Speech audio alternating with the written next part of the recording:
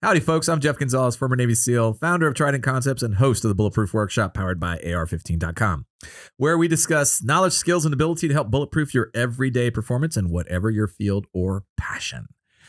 Welcome to podcast 027. My next guest has been a martial artist for over 40 years and still going strong, despite the looks.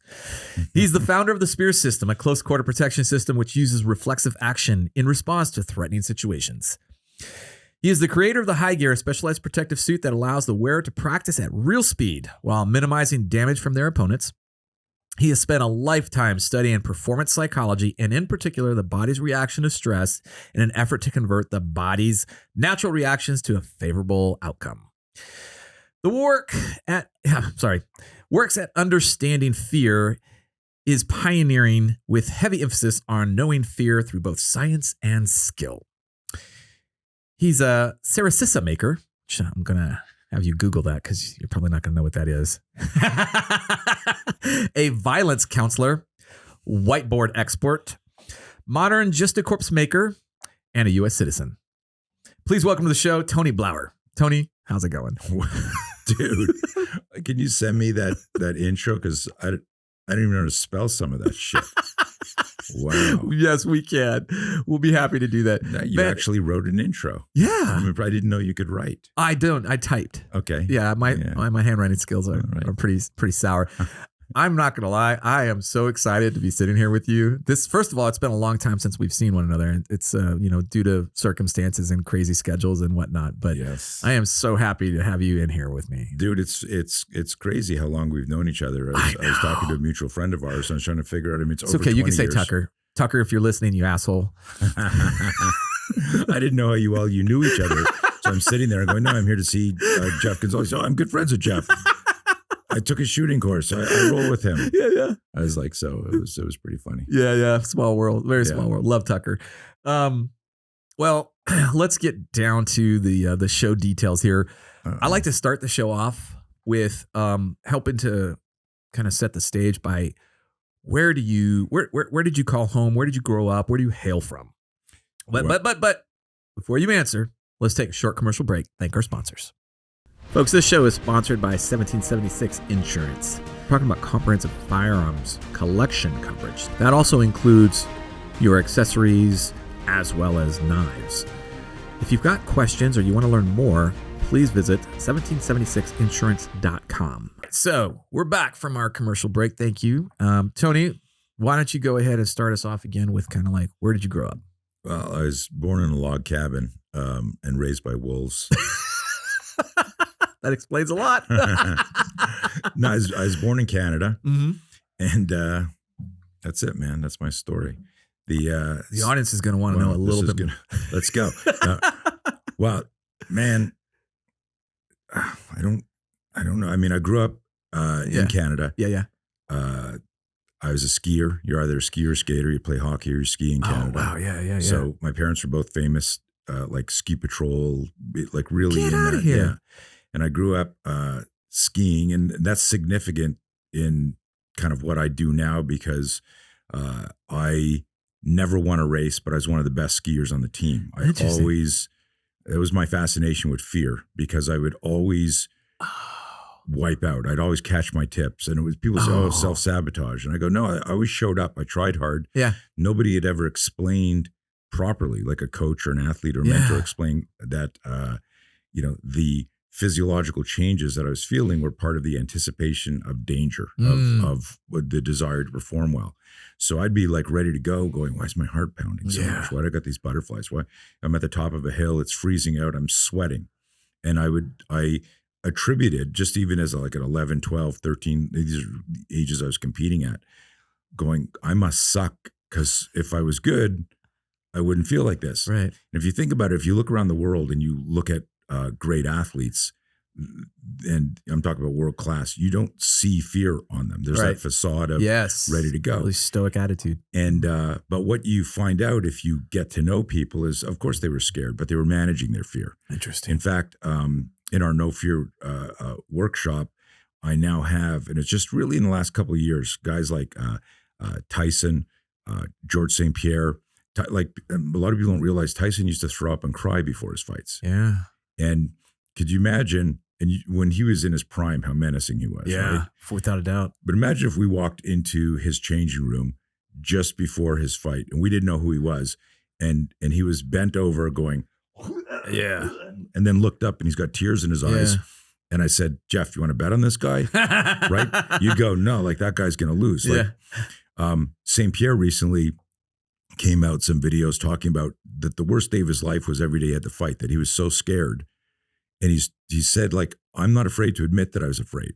Interesting. And he said, the problem is when you don't connect to that and you don't like acknowledge it, it can work against you. Yeah. And there's a lot of guys. I was on, Ritland's podcast. Oh yeah. And we were talking about this stuff. And I said, it's dangerous if you're macho, like in a lot of type A personalities, which is everyone in this studio and everyone in this community and probably everyone listening, is we don't want to look at our buddy or friend or wife and go, man, I'm really scared right now. Yeah. But sometimes if you can lean into that, you can turn fear into fuel. I love hearing that. And that's really been my career path. Isn't like, oh, I came up with a cool acronym and now I got this company. It was really like decades of fear.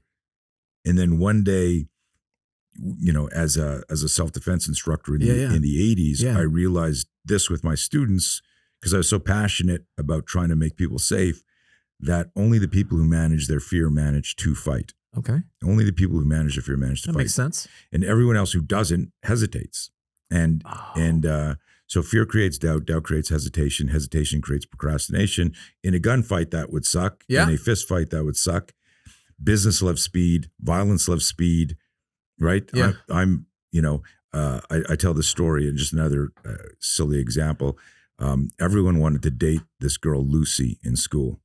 And I was friends with her, and she was like gorgeous, and you like every guy wanted to be with Lucy. Yeah. And so it's coming up for prom, and I'm like, hi Lucy, right?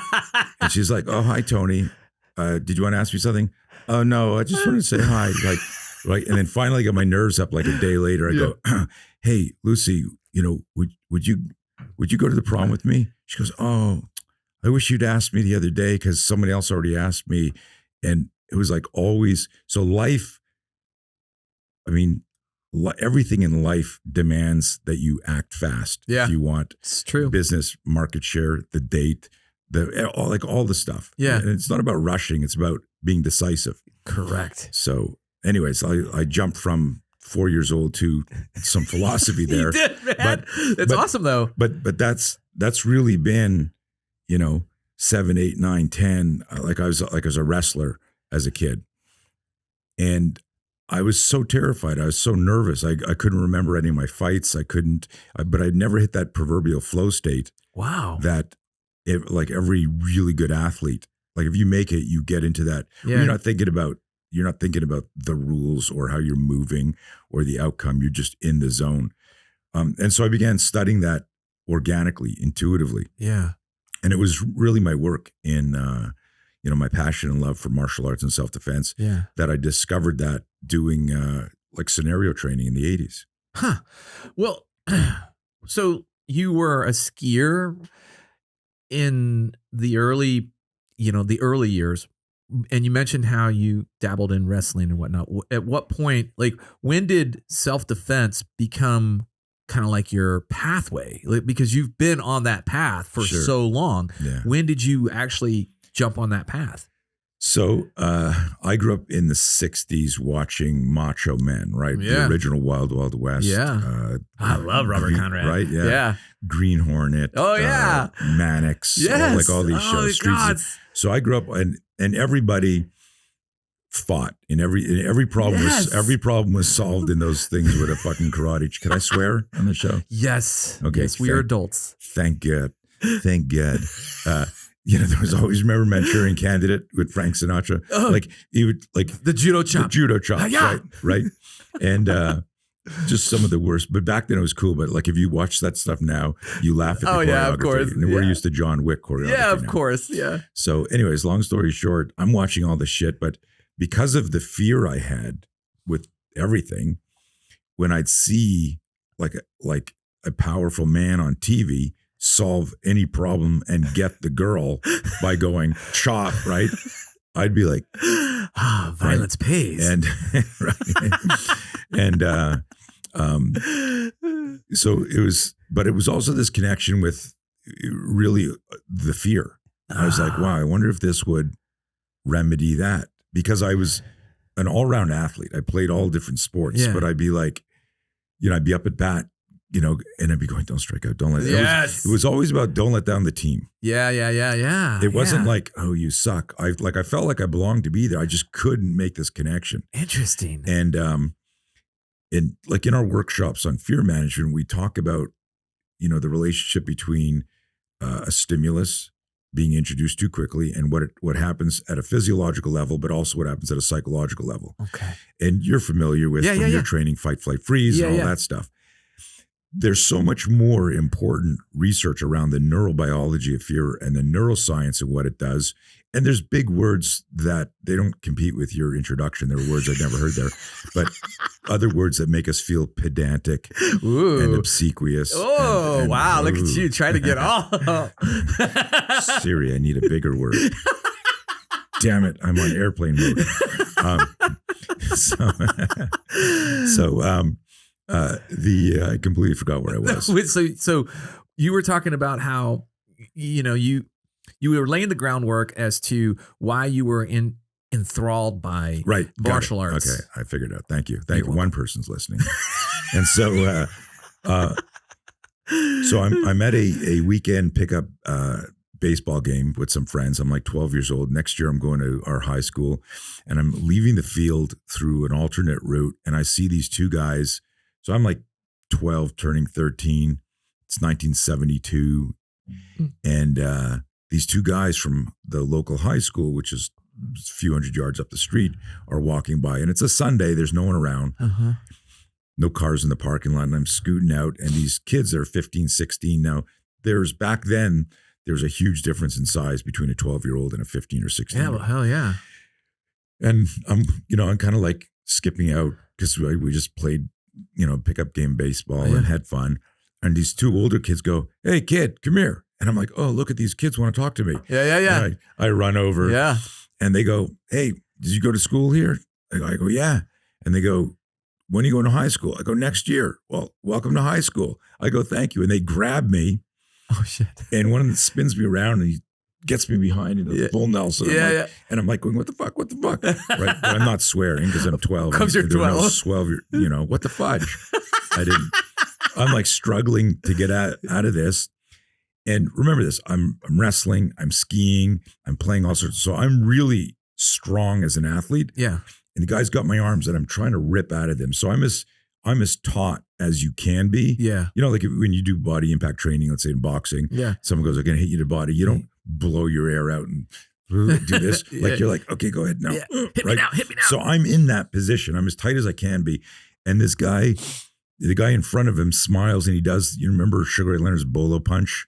Versus Duran, swinging the arm. Yeah. He starts doing his bolo punch and everything goes into tachypsyche, slow motion, right? Yes. And I'm like, no. And I think it's going to kill me. I've never been in a real fight. Oh, wow. And this punch comes around in slow motion, bare fist, like two older kids.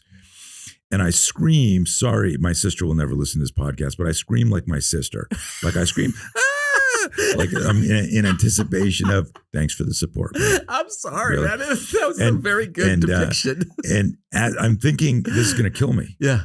And I'm in anticipation of impact. I scream and it hits me. I don't even feel it. I don't even know that I'm hit because I'm like struggling and I'm screaming. But I scream so loud that the guy behind me thought I was hurt. Oh, wow. And I felt his grip change on me like, oh, fuck, we didn't mean to do that. Yeah. And my intuition in that moment said, scream again. They think they've hurt you. Yeah. And I went, and I pretended like my ribs were broken. I went, they broke my rib. And I'm like, and I'm gagging. And the guy lets go of me. And I fall to the ground on all fours. And I look up and I see the other guy's eyes are white, like they're panicking. And they run off. Oh, no way. Yeah, they take off. And as they turn the corner, I'm like watching. But while they're running, I'm going, And they turn the corner and they're gone. And I go like this and I stand up. I fix my shirt. I go, what the fuck was that? What just happened? I go home and my dad says, how's the game? I go, good, but I just got beaten up by two guys. I don't have like a mark on me. My shirt's not even torn, right? Yeah. He goes like, was it a pillow fight? What do you mean you're beaten up? You look fine. I go, no, Dad, I was beaten up. You don't understand. Right. This was, like I said, 1972, 73. The Bruce Lee craze was just starting then. Nice. Bruce Lee died in 1973. Yeah. And the craze was just starting. And there was one Taekwondo school like a mile from my house. My dad said, you got to go train. You got to sign up. Yeah. And I went in there and I was like a fanatic. I stopped everything. I continued skiing for another 8 or 10 years, but I wanted that to solve all my problems as far as the confidence, as far as the fear management. And I thought I was connecting now to my childhood of like, oh, I'm going to learn martial arts like Robert Conrad, right? And all these guys.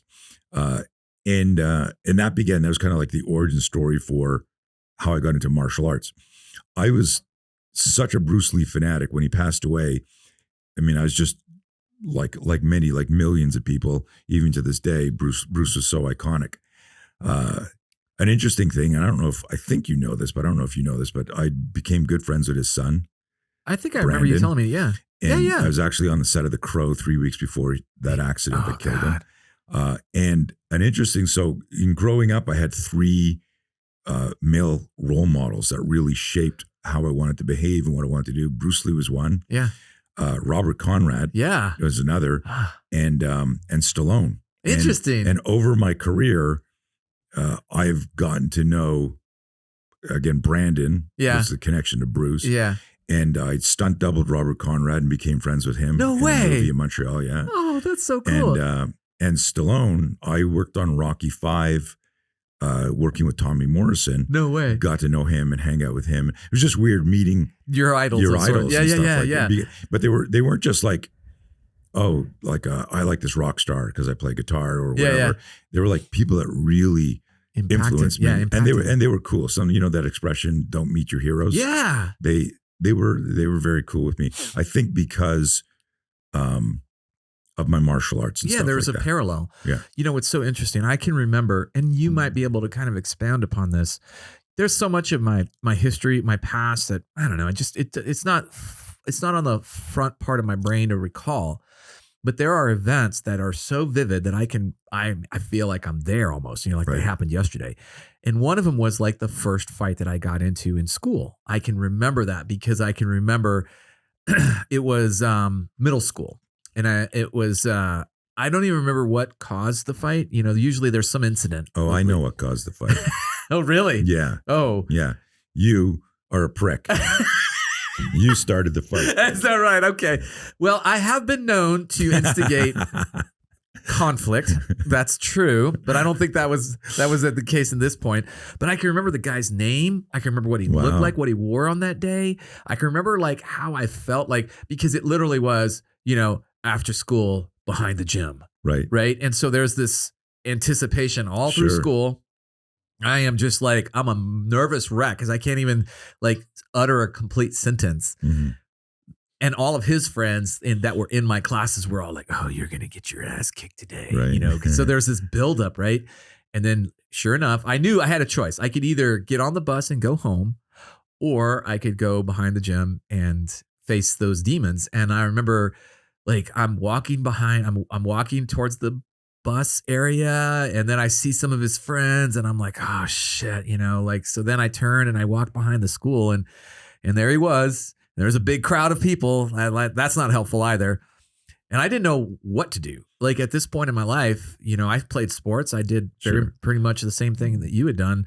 And like the scrap was fast. It was like, oh, that's it. Okay. Mm-hmm. All right. That wasn't.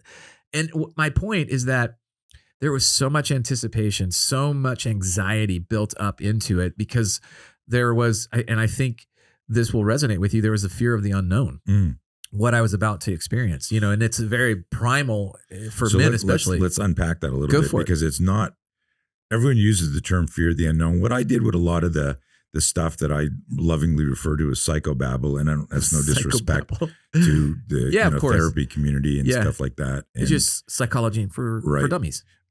but there's a lot of stuff that they say, well, fear of the unknown, but it's not fear of the unknown. It's like a misnomer. It's like, and we'll talk about this after, like telling cops or military, this is the reactionary gap, because it's not explained in a way where if you just redefine that in your mind, you go, this is the distance with which I have to react. Okay.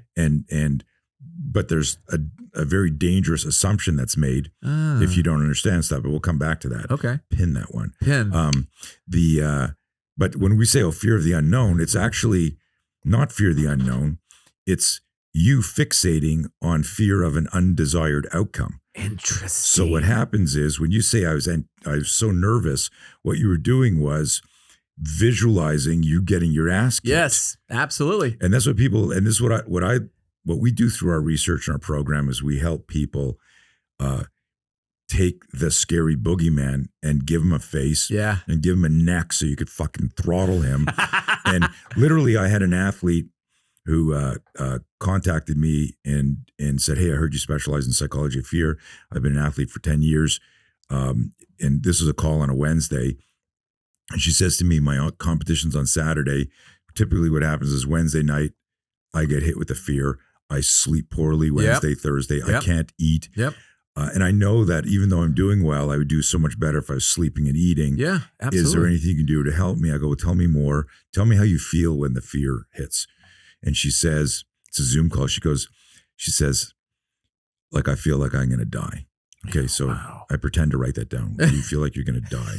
Okay. And this has been going on for 10 years. Oh, shit. And she goes, yeah.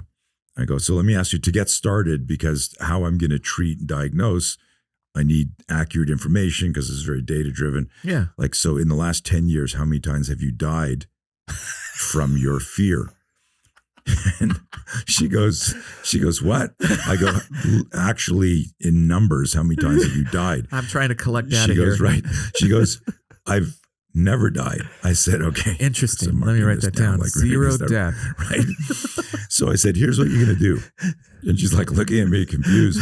I go, what you're going to do is you're going to welcome the fear tonight. Yeah. I said, do you have like a favorite black and white movie, an old movie? She goes, I don't know, like, Casablanca or something. I go, great. Get it ready. I go, do you have any favorite old books you like to reread every so often? She goes, yeah. I go, pull that out, go about your business. And when you start to feel the physiology change in your body, I want you to go, oh, here it comes. Okay. Like a pre-contact cue in a fight. Yeah. Here it comes. And then what I want you to do is I want you to move towards it in your mind, grab your book, get the popcorn out, get the TV on, and go, hey, come here, you little fucker. And I said, I really want you to say that. She goes, really? I go, yeah, say, come here, you little fucker. We're watching Casablanca. Yeah. And then we're going to read Gone with the Wind or whatever the hell, right? Yeah. And she goes, you're serious, right? I go, try this. Yeah. And she calls me the next day. She goes, I don't even remember falling asleep. It was crazy. Interesting. It's turning it around. So if you think of fear in a metaphor, if you worked out. If I only Are you still working out? I love when people ask me, are you still training? Obviously not if you're asking, motherfucker. Thank you. So in this metaphor, your body's your car. Yeah. Your goals in life or your tactical imperative in a entrepreneur or a fight or in whatever is your task list. I got to do this. I got to do this. I got to do this. Okay. In the metaphor, your car, your body's your car. Yeah. Your mind is the nav system. Okay. And the fuel is fear. Oh. If you think about comfort zone, discomfort zone, holy shit zone, and you remember this like you took one of my classes 20, 30 years ago. God, I don't know. Right? But we had those three circles, the pretend Venn diagram of comfort zone. If these are things I'm cool with, and then someone says, we'll do this a little bit harder, faster, or more. Yeah. If you see yourself able to do it, you go, okay, this is going to suck a bit, but that's your discomfort zone. You see now somebody changes stuff enough or quickly enough, and you think to yourself, holy shit.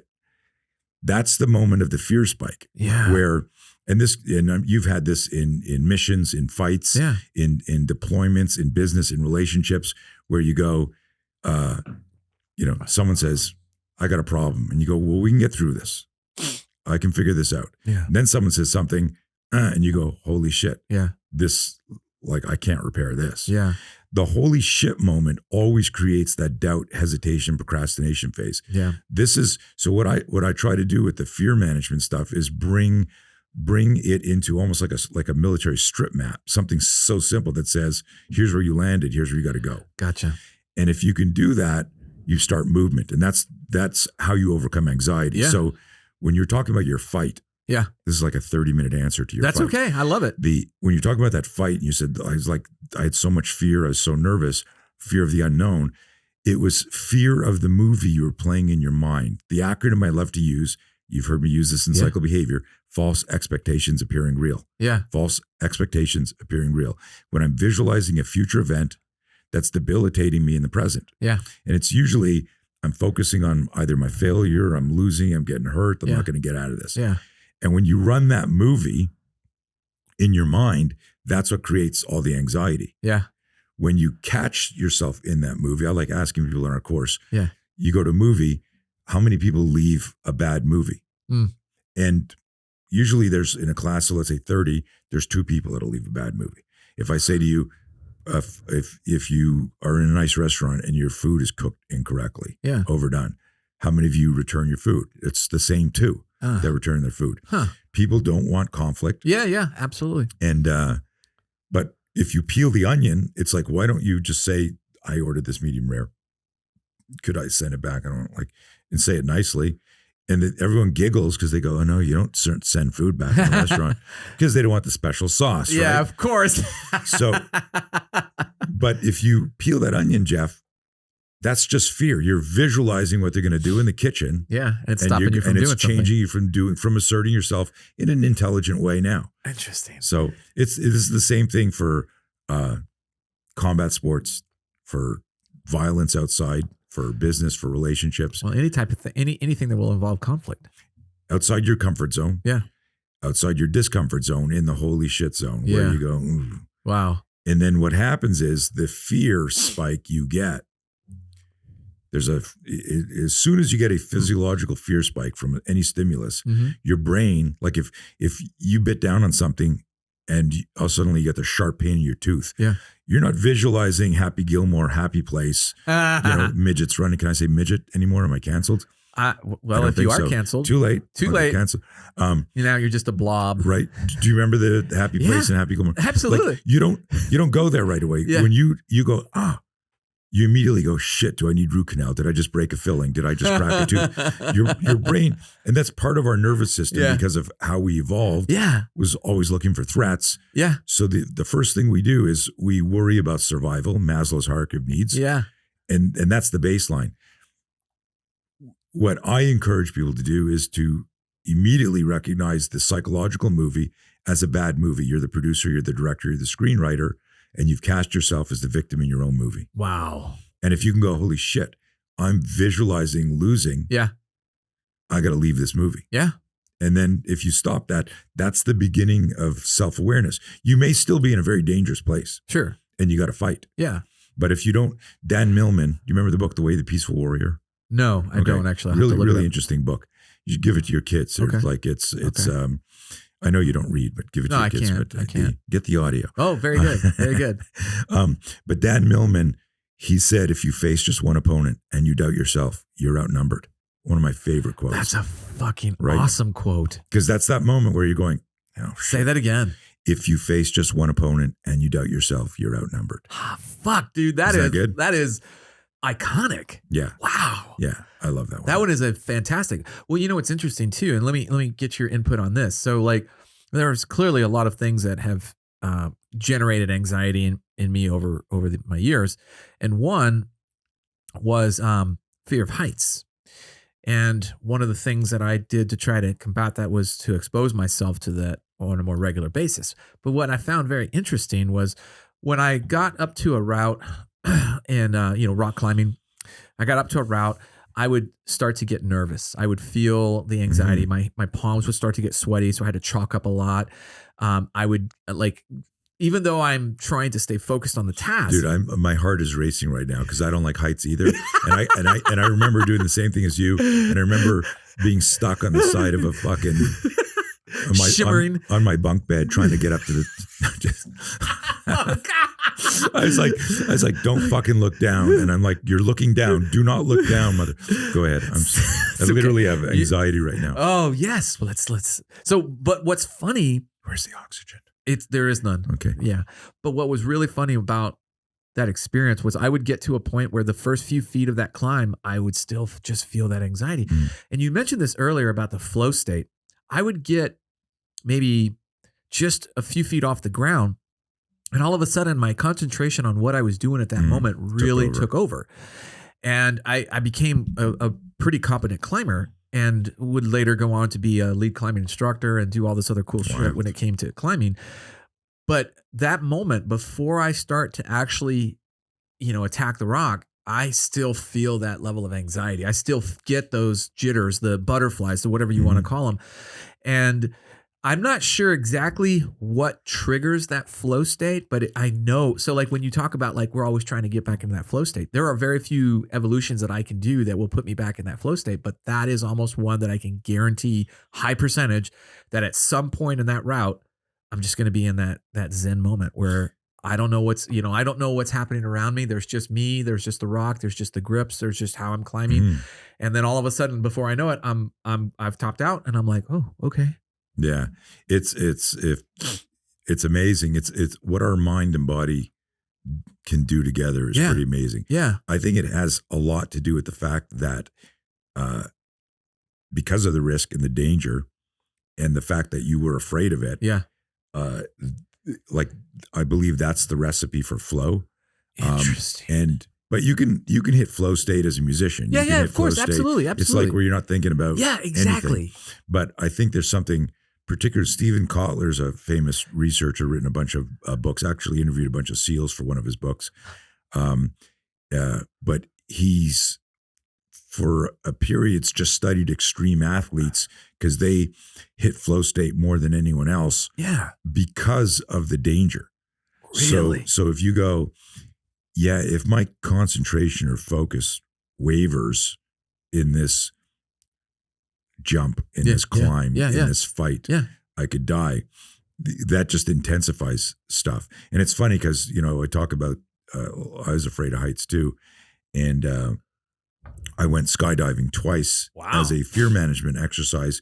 Because I literally, I'm going to go home and on Sunday, we're going to go pick a Christmas tree, and it gets bigger each year. And then last year, look at this 12-foot tree. Wow. And the kids go, Dad, put the ornament on the top. And I'm like, you do it. You should experience that. I'll hold the ladder for you. like trying to trick them into doing it because I don't want to be up on the ladder. This is for your own good. Right. And so here I am. I'm at Fort Bragg 15, 20 years ago, maybe longer. I don't, because I've been working with these guys since before 9/11. But I'm there talking about the course we're going to run during the week. And it's Saturday. We're in a coffee shop, and to finish, I'm talking to two guys. They're sitting beside each other, and we finished the talk about the course we're going to run. And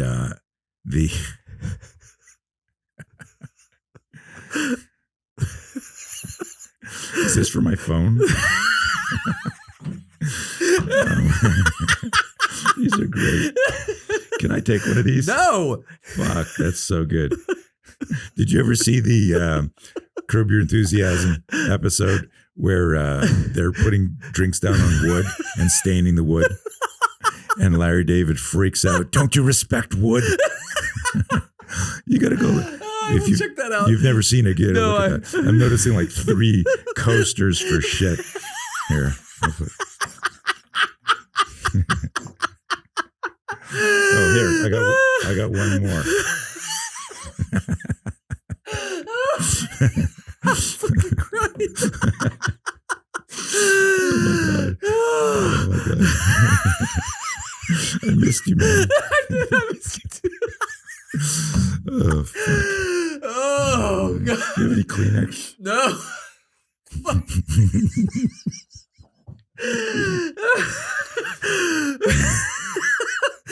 Oh shit! I'm sorry. I can't do it.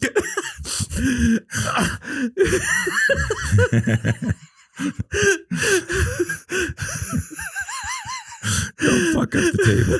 Where did you get these? These are amazing. That's our show, folks. Thank you. Oh, get serious, damn it. So I'm at Fort Bragg. Thank you. And so unprofessional. And we finished talking about this amazing course we're going to run. And this operator dude in front of me says, "Hey, what are you doing this afternoon?" I go, "Nothing." He says, "You want to go jumping?" I'm like, "Fuck." I go like jumping and I go like up and down. I do this with my fingers. He goes, funny. He goes, "No, skydiving." I said, I knew what you meant. I said, "No." Well, hold on a second. No. Wait a second. Let me. No. And I've already gone twice at this point. Okay. I've done a tandem jump. I've done a static line jump. And he goes, "Aren't you Mr.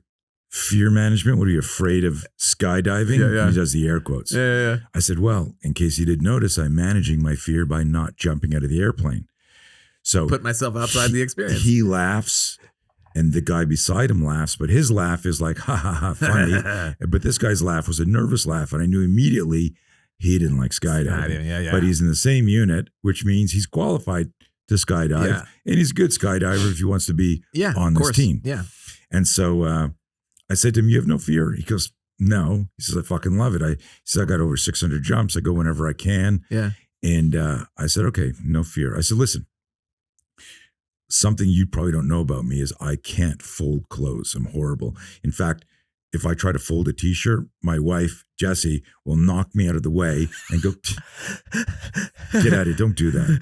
I may do that on purpose so she folds the clothes. I'm not sure. Yeah. But I'm horrible at it. So he's like looking at me like, "Where are you going with this?" I go, "I'm so bad at folding is what I'm saying." And he goes, "So I'd like to, just to help you get ready for your jump today, I'd like to fold your parachute for you."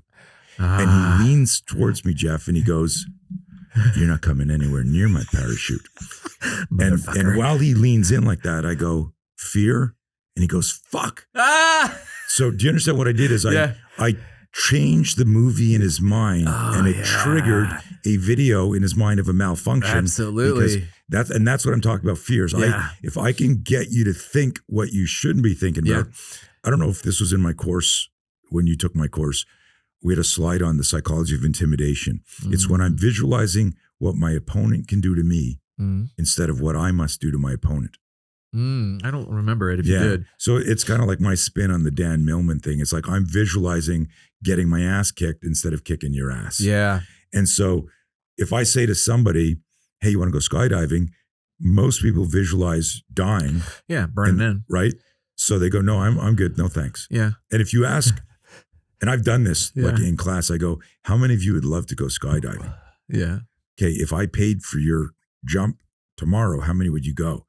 And then hands, like I'm not ready. I got to work myself. Yeah. Because what they're doing is they're visualizing failure. Yeah, absolutely. And so it was a neat thing. And you know, just to wrap up some of the humor around this, if I want to learn to skydive, I don't want to learn it from a 22-year-old adrenaline junkie who's sponsored by Red Bull. I want to learn it from a 55-year-old jump master who's, fought through 30 years of battles and he's still alive. Yeah. So it's just this idea of, I really believe critical thinking is sorely missing on the planet now. Yeah. That self-awareness and critical thinking are interlocked and people don't realize that if you improve your self-awareness, you improve your critical thinking. And so it's like, I really want to jump on an airplane. I'm too afraid. I'm visualizing failure. Wait a minute, but I really want to jump on an airplane. Okay. Like now you start to figure out, you start asking the right questions. You start talking to the right people. So true. Like it's so interesting because I can recall moments of like a fear spike as like there was one, I had to go and do a photo shoot for a company and they were promoting, Was this that nude one that you did? No, that's a different one. Okay. We'll talk about that off camera. Okay. But no, this one was for a clothing company and they wanted some action shots. So I was doing like an O course and then I was going to fast rope down off of a tower and we set the fast rope up in, something that I had done thousands of times. And I remember we get the fast rope set up, everything looks good, and I'm about ready. And I've got all my kit on too. And I remember I'm reaching out to grab the rope. And just as I get both hands around the rope, all of a sudden, like I just got this like wicked wave of indecision and all sorts of doubt that came in. And I remember I backed up off the rope and I was like, what the fuck? What just happened? This is something that I've done so many times and I don't even know. So I got to interrupt here. Yes. The most important thing you did there is you backed up off the rope. The people that wipe out on fast ropes, and there's how many injuries a year a fair amount. Military, we lost firefighter, a lot of people, cops, SWAT teams. They go because someone said go. Yeah. What you did is that was self-awareness. Yeah. That went fuck, and you backed off. Continue story. That was the most important thing. I'm glad you brought that up because I literally backed off to try to understand why am I feeling this self-doubt. And I kind of was like, okay, wait a minute, what's going on? And like my palms were sweating again, my heart rate increased, my respiratory rate increased. And then all of a sudden I just was like, well, you've done this 1,000 times. There's no reason why you can't do this 1,001. And, I remember there was a guy down on the ground with the camera and he's like, what's wrong? Is everything okay? And I'm like, shut the fuck up. I'm working some shit out here, And like, okay, you've done it 1,000 times. You can do it 1,001. I reach out, grab the rope. And as soon as I got, like maybe, just a few feet down the rope, I mean, all of the anxiety, all that fear just was gone. It was like climbing, but going down. Yeah, exactly. It was yes, exactly. But it was so weird because I can remember that moment where when I touched the rope and was about to go, all of a sudden there was just this woof, this wave. And backing out gave me the opportunity to address that wave and using just an awareness of what that response created. You coached yourself through exactly, it. Yeah. But this is the thing about if this was your son scared, Yeah. you'd have put your arm around his shoulder, whispered in his ear and said, you've done this 1,000 times. You can do this. Yeah. Visualize the success, the experience. And that's what's so important. I'm sorry to interrupt you. No, was I started to think about, okay, what's the absolute essential things that I need to do? And I was like, okay, I have to have a good grip on the rope. I've got to make sure. The basics. Exactly. Fundamentals. Exactly. That's exactly what I did. And by focusing on those fundamentals, the essential skills that I need to do to not die and not focusing on dying. Right.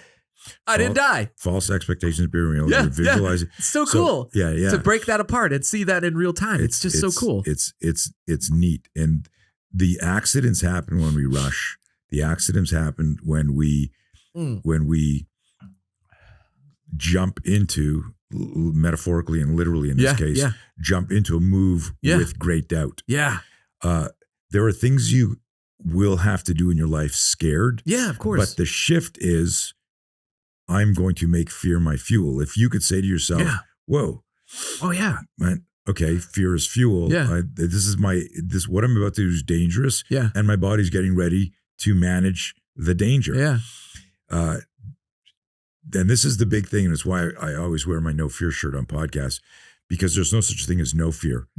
Yeah. There's only getting to Can you do that no again fear. Because you're covering up your boobies? Yeah. There you go. The NO. Yeah. But and I love that company, the No Fear Company. Yeah, and I had all the shirts. Yeah. I remember them. Yeah. But I would do jokes as a stand-up martial artist comedian. Yeah. I'd go like, God, I'm so scared up here. The shirt must be defective, and everyone would laugh, right? Like, it's just, but it was, I would explain to people like there's no such thing as no fear, because the moment you go outside your comfort zone and you go, whoa, man, I just got a little fear spike there. Yeah. Why is my heart racing? Why am I nervous here? That can have more impact on you if you built this whole model of you have no fear. Right. In fact, yes. What I like to tell people, and this might be your next tattoo, is you can't be brave if you're not afraid. Okay. I love that line. Yeah. There's no such thing as courage without fear. Yes, exactly. If I ask you to do something night and day. And there's no fear, there's no courage needed. Absolutely. So like in that story I told you about the two guys with the skydiving. Yeah. The guy who wanted to go jumping wasn't being courageous. Yeah. The guy who was absolutely qualified, hates jumping, but knows how to do it. That's courage. Yep. Goes like, and every time he goes to jump, he thinks about burning in first. Then he goes, no, to not die, I need to follow these rules. Exactly. God, I love that. I mean, now that I've kind of like unpacked that a little bit more, it's pretty impressive. And because I know that I've done that in many other instances. Some people figure it out. And as you did, and you had, good mentors and good training, but you were able to coach yourself through it. At the same time, in many ways we have similar personalities. And there's times we're calm and there's times we're excitable. Yeah. But there's like, when you're rushing and you didn't eat enough, you didn't sleep enough, and you're like, you're trying to type something on your phone and your thumbs are fucking up. Fucking shit. And but what do? Is you go faster and you make another mistake. So and you make another mistake. Yep. It's this idea. So I look at fear, especially for people in the, the Second Amendment community and military law enforcement, which is most of my audience. Yeah. Is I explain to them, think of a fear spike as a stove pipe. Think of it as a malfunction in your gun. Okay. I like that. And what happens is you know how to do everything, and all of a sudden, and your gun jams. Yeah. But you still have the weapon. You're still attached to the weapon system. You're still in danger. You're still in a gunfight. What are you going to do? Yeah. You're going to clear that jam as fast as you can and get back in the fight. So when you've got the skill, and for some reason this time you get a fear spike, it's like a double feed. Yeah. It's like and you go click. You need to that self-awareness piece goes, I just got a fear spike. I've got doubt and I'm hesitating. Why? Clear the fear. Yeah. Get back in the fight. I love that. That is a great metaphor. Folks can really attach to that, especially in this industry. You're absolutely right. Quick word from our sponsor. We've been working with the folks at 1776 for comprehensive insurance of our firearms collections, and I'm really happy with how things are going so far. And one of my concerns is with the amount of commuting that I do with my firearms collection. What happens should my vehicle be broken into or stolen with my firearms? And there's reason to have this concern because there's 800,000 vehicles stolen per year in America. So it's not, it's a little bit more common than we might think. What I mentioned earlier is that they have a comprehensive insurance plan, which is that they will cover your firearms stolen out of your vehicle, or should your vehicle be stolen, cover the firearms that were in the vehicle. So that's pretty reassuring in a sense. So I've mentioned this before, but the process to apply is pretty easy. Approval is pretty quick. They do not require you provide a itemization or serialized numbers. There's no appraisal or schedules that you have to provide. So really all you want to do is just make sure you have proof of ownership, and that's it. So if you want to learn more about the folks from 1776 and insuring your firearms collection, visit 1776insurance.com. Okay, so we're you've discovered martial arts. You've gotten on the path at we're back in the 80s. Yeah, back in the 80s. You've gotten on the path early. What do you feel like in the beginning you used the martial arts to help you kind of manage your own fear back then from the fight, from that? Yeah, you can pick any one. There's 4 of them. Oh, motherfucker. There we go. Nope. It's like Thomas the Tank Engine, I feel like. So anyhow, so you get into that little scruff with those 2 guys. You go back and you talk to your dad, and then after that you started to explore martial arts in an effort to try to manage this anxiety, this fear that you discovered. So then years later you would continue to study this and formulate a strategy that you could box and share with other people. So what is something that you, like, based off what you've been doing for the last 40 years, what is something that you do for yourself every day that continues to push the needle or move the football? Wow. As an aging athlete, that, and we are all aging athletes, I'm still teaching 4 times a week. Wow. And I prepare for my classes, and I'm still mentally sharp, and the mind navigates the body, which means I'm physically adept and sharp, even though my body doesn't move nearly as fast or like it used to. But I've had some, I don't want to really talk about them, but I've had some bad injuries that have, caused some chronic issues that there's days that I can't move well. And there's days that I can, but I keep, like, barring those friggin' dips, I'm moving. I have a garage gym that, it's got bags and Yeah. striking and cert pistol, gun, tomahawk. And I'm Yeah. always messing around with shit. Get that heart rate up, work a complex motor skill at an elevated heart rate. A lot of misconceptions around heart rate and Interesting. and that. But I abhor violence. Yeah. And which is why I practice and train it, because I don't ever want to be Yeah, exactly. in that. This goes back to the childhood of watching those guys. I don't want to be in a situation where I didn't have an option. Yeah. And so I continue just to, I do my best. There's a Latin expressing qui dos et decet, which is, I love the way you look in my eyes. Oh, I know. No, qui dos et decet. You're not the only one. Qui dos et decet is Latin for those who teach. Those who teach learn. Yeah. So I wouldn't know everything I know about managing violence if I didn't have students. Yeah. So there's a part of me that goes, I don't know if you remember this from way back in the day, but in 1980 is when I really started teaching. Okay. I'd train. Got asked to teach a 15-year-old kid who's the son of a real good friend of my father's. He got into a fight, got his ass kicked after 3 months of private lessons. Ooh. I go, that his loss hit me harder than the guy who hit him. Wow. Because I was so upset that he lost, because I thought I was training properly. Yeah. And that's probably the second most important, if you use the term origin story, of how to start your business, because I was working for my dad at the time, and in the clothing business, manufacturer, importer. And when I got asked to teach this kid self-defense, because I was a fanatic, I was like, oh my God, this is a dream come true. Mm-hmm. And I'd been teaching tennis and skiing, and I was like, I loved coaching people. Yeah. But he lost the fight. And in that moment, Jeff, when he told me the story where the kid had shoved him and he grabbed the kid and slammed him against a locker bank and said, never put your hands on me. The kid drops him with a left hook. And I'm like, Mitch, why didn't you block or check or parry or move or do any of the shit that I we were showed working you. on? And he looks down, he looks up, and he goes, well, I was holding him with one hand and I had my school books in my other hand. And if you visualize this, imagine you got both hands free and I come up, are you Jeff Gonzalez? You go, yeah, why? Listen, motherfucker. Like, if you want to hit me, it's like, oh, we should have hit this guy. I can't hit him anywhere. Yeah. Both your blocking and striking tools are tied up. Yeah. And I tell the story like it was like the god of self-defense hit me in the head, like with a lightning bolt. Wow. And I thought at 20 years old, 1980, oh my God, we teach self-defense wrong.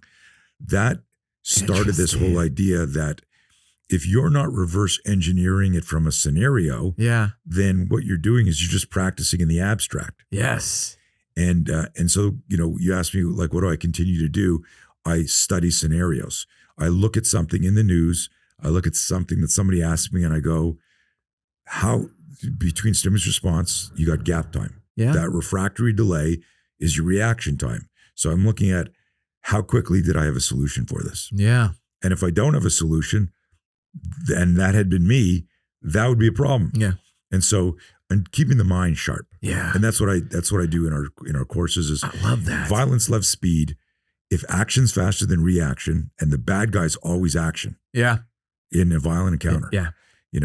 And a lot of systems, as good as the skill sets are, the complex motor skills can be bypassed. Executive function can be hijacked during sudden violence. Yeah.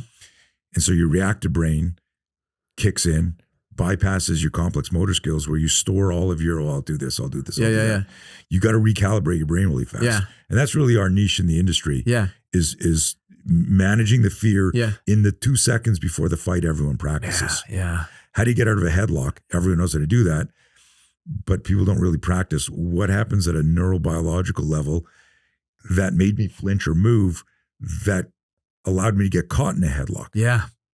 So it's a neat thing. So I continue to think like that and work on that. I love hearing that. I think,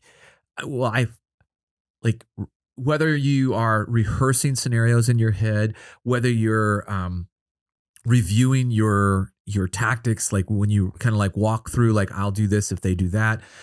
That, in my opinion, is one of the kind of like secrets Mhm. to success is the fact that you put a heavy emphasis in the mental game. So many of the students that come through classes, they are so fixated on the physical side of the game. And that is great because they need that. They need to be able to develop the complex motor skills. But the bridge between those two is your ability. And I always tell people, like, this plagues me in many cases where students are committed to trying to have the fastest draw possible. And I'm like, I think that's important. You need to have a fast draw. But rather than think about how fast your draw is, you need to think about drawing sooner. Mm.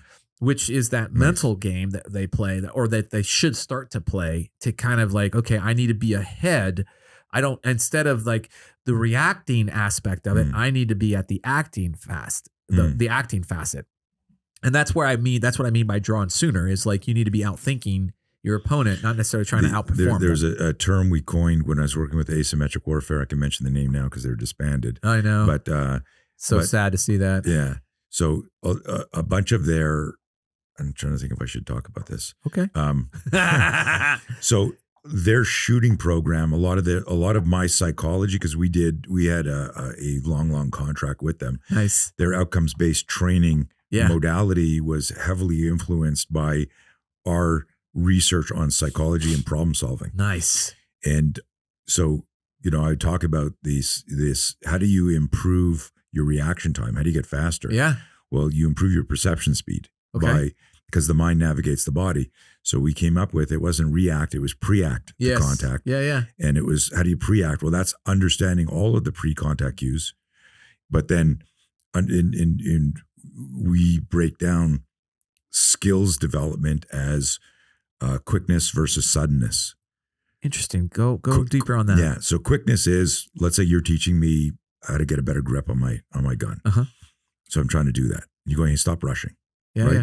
Well, I'm trying to go as fast as I can. Slow down, get it right. Yeah. So now what I'm working is the neuromuscular communication between you going beep or you going do it again. Yeah. And so quickness is, how fast can I efficiently and effectively do a complex motor skill? Okay. Suddenness, which and I'm giving this to you to use for your courses, not just here in the podcast, because you'll love this. Suddenness is how quickly you can move in relationship to a real world stimulus. Okay. In other words, it doesn't matter if you're really fast. So I can go here like this, and I could go, check this out. You and I are having an argument at the table here, and I go, whack, and I smash this bottle in your face. You go, wow, that was really fast for an old man. So I go, whoa, look at this. I can move really fast. Look at it. But can I do that when I'm nervous? Can I do that when I'm scared? Yes. Can I do that if there's two guys here? Yeah. Can I do that when a guy puts his gun on the table and goes, what are you going to do? Yeah. I go, well, I'm thirsty. And can I build it into a real world scenario? Yeah. So it doesn't matter how quickly you can demonstrate. Yes. Your speed is only relevant if it's functional in the real world. Yes. So the suddenness is how quickly you can move in relationship to a real world stimulus. I love hearing this. So I try to explain it in a similar way by using the terms planned event versus an unplanned event. Planned event is, okay, I know it's coming. I know there's a tone. I know there's an up command. I know there's something. I've preloaded the actual technique or the sequence of actions that need to be performed. I preloaded them. I'm good, so just let me go. Whereas an unplanned event, I'm bebopping around. There's limited pre-conflict cues of some sort, and I'm just having to react to what I see. And what I try to get across to people is, you're going to learn more about how you react in an unplanned event than you ever can. Like, I'm not saying not to work at having a fast draw for a planned event, but how does that translate to an unplanned event? Yeah. How do you kind of like factor in, okay, well, if I'm doing a 1 second draw right now on the range where I have a known target that's right in front of me at a certain distance, and I have everything, my firing solution is already created and I've already loaded it. Like, how does that where translate? the target is. Exactly. And all of that stuff is all predetermined. Yeah. We call that ACP, awareness, consent, and preparation. Yeah. If you have awareness, consent, and preparation, you're theoretically optimized to do you're in the best position, best case scenario there. But how like, my question to you is, how reflective is that of reality? you know, The like planned versus unplanned. yes. Yeah.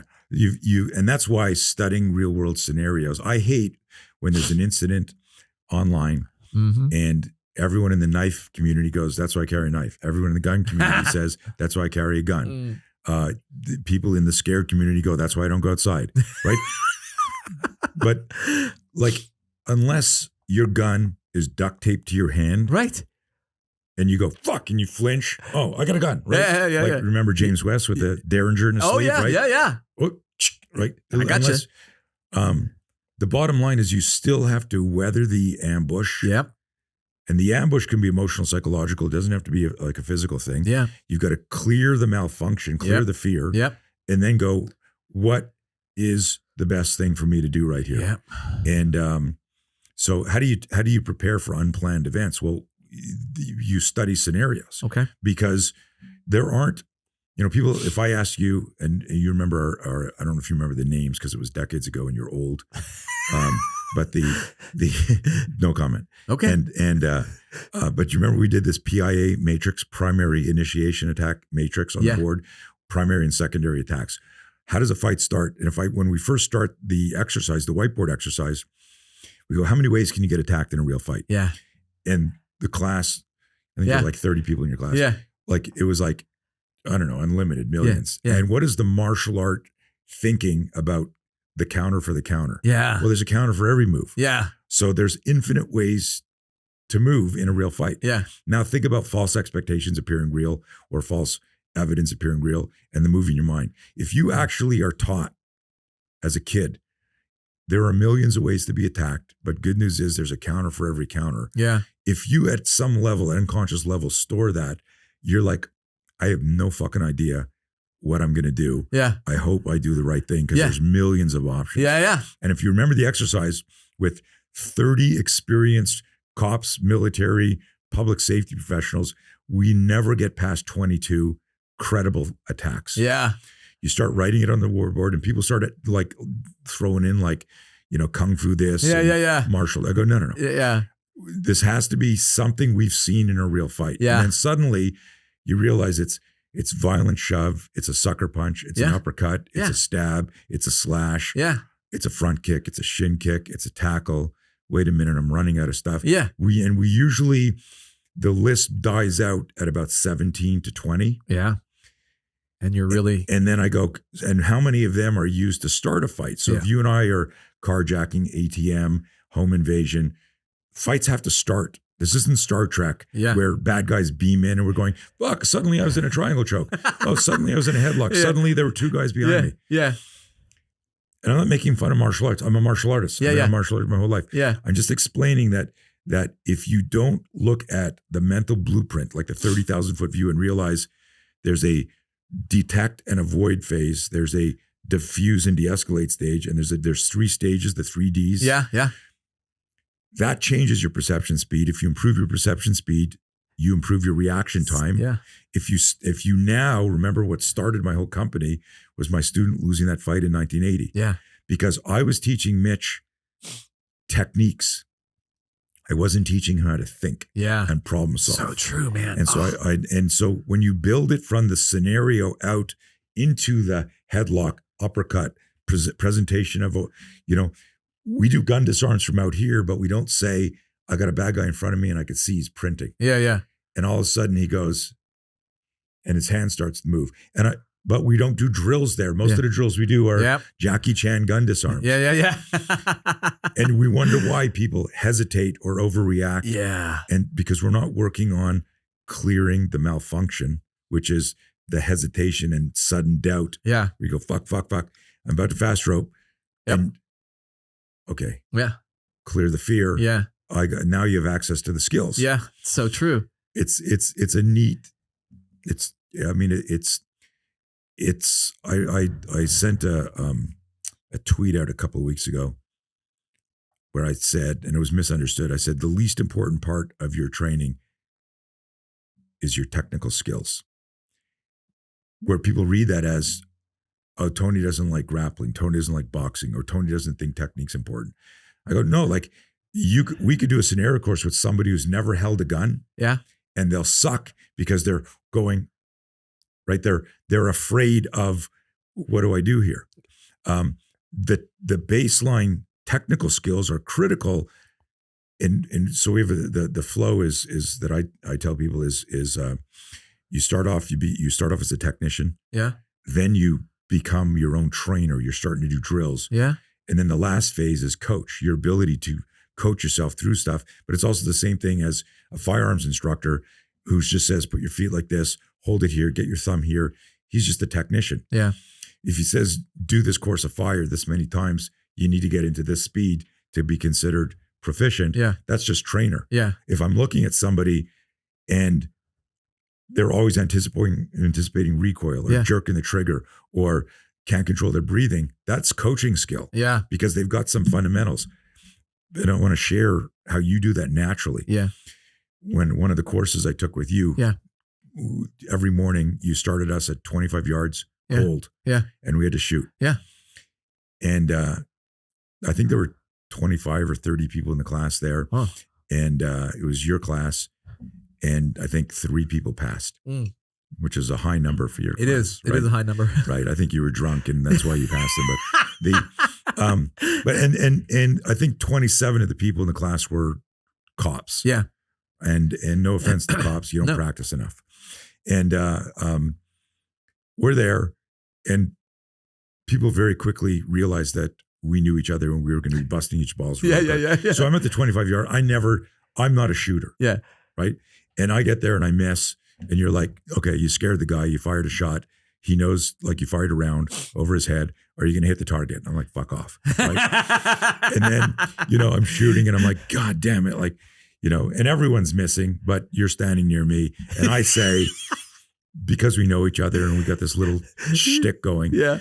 I go, guys, it's a democracy here. We could vote Jeff off the island. This is bullshit. Like, what's the stat? Most gunfights happen in 3 to 5 yards. Why are we shooting at 25 yards? And everyone's looking at me because they're like afraid of you. And you look at me, and these quick thinking smart ass you are, you look at me. I don't know if you remember this. You go, and you'd been in my house, and I work hard. My house is beautiful, big. Yes. And you said to me something like, hey, let me tell you why you learn to shoot at 25 yards. Let me ask you this. Your son's bedroom. Yeah. In the corner of your house. Yeah. And the door at the other end of your house. About how far is that? You remember this? And yeah. I go, it's around 25 yards. And you just looked at me, and I said, excuse me, range is hot. I got to practice. Could you move? But in all seriousness, we were joking around. But in that moment, you gave me a scenario where this skill suddenly was relevant. Yeah, absolutely. And it made me, I got goosebumps now. It made me realize, okay, you might never see your kid or your wife or someone again. If you need to be the courageous bystander or that person who's going to make that shot, and you go, and you've always talked yourself out of practicing that because of fear. Yeah. Well, first of all, I vividly remember that. That's true. And I loved that expression afterwards. Like, you had this like all of the wind from your sails was just gone. Right. And then you repurposed your persona to getting good at shooting at the 25-yard line, which I thought was very commendable for you, because you at that moment, you weren't necessarily the best shooter in the class, but then as soon as you weren't the best shooter. But where I was going with that is, after that little dialogue and that exchange, your shooting performance improved dramatically because you had tied it to missed closer. Yes, this is true. I'm like the shot here. It's nope. Jeff, it's touching the tape. No, I said inside the tape. Yes. I like to reference that as but that's a great point about. You made it relevant. Well, the other thing too is, like, you presented me with a good opportunity to address something that's very, very real. Like, again, people want to avoid what they suck at. They want to, and it's because we are fragile. Our egos are very fragile, and we try to do everything. Why are we you can. looking at me when you say that? Well, I'm just saying, just saying. But the thing is, for everyone listening to this, everything you do with respect to your business, your communication, your self-defense should be relevantly connected to a real life scenario. Yeah, so true. And like the big takeaway that I try to give students for why they want to shoot a distance is, to this day, still the example that I used in that class. Like, what's the distance from your front door to your children's bedroom? What's the distance between your driveway where the kids are playing and your back door? What are these scenarios that will help people just get past that little roadblock, an obstacle of some sort, and then because it's a physical skill that you can do, you just don't want to do because it has a negative emotion tied to it somehow. And then once you get past that, you're back on the right track. All right, let me ask you this question. What's been the biggest challenge in your life? Wow, there's been a bunch. There's been a bunch. Sure. I would say the biggest one now is some of the abuse I put in my body. Oof. That has caused some nerve issues that prevent me from moving like I've moved my whole life. Yeah. That fucks with my head a lot. Oh, really? And that's being, totally transparent. I could give you, the time some guys ripped me off in my business. And I had to close a $12 million company overnight. Like, you remember that? Yeah, I do, totally. Like, that was the worst time of my life, except for the other worst time in my life. Yeah, exactly. Except for that other worst day time that in my I life. said, this is the worst day. Yeah, for sure. So the biggest one for me as a lifelong mover is not. And then I'll see shit on the news, or I'll see, some vet who's doing amazing shit, who is severely injured. Yeah. And I'm like going, shut the fuck up. Like, get moving. Right? Yeah. And it's funny because, I'm definitely, high mileage athlete, feeling the aches and pains more regularly these days. And it's so funny too, because I feel like one day I woke up and all of a sudden they were all there. It wasn't like a nice progression to that. It was like one day, oh geez, what the hell? And I can sympathize with you in that aspect about, we have an image of our former self that we're trying to either live up to or live with. And like my physical, challenges that I'm dealing with are probably not the same as yours, but they certainly have an impact on me psychologically. Yeah. Because I will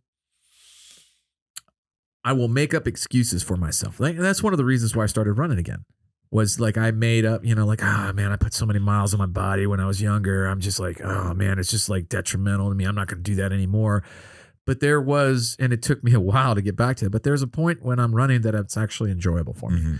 And you just got to warm up longer. Yeah. Holy shit. My mobility and stretching has changed.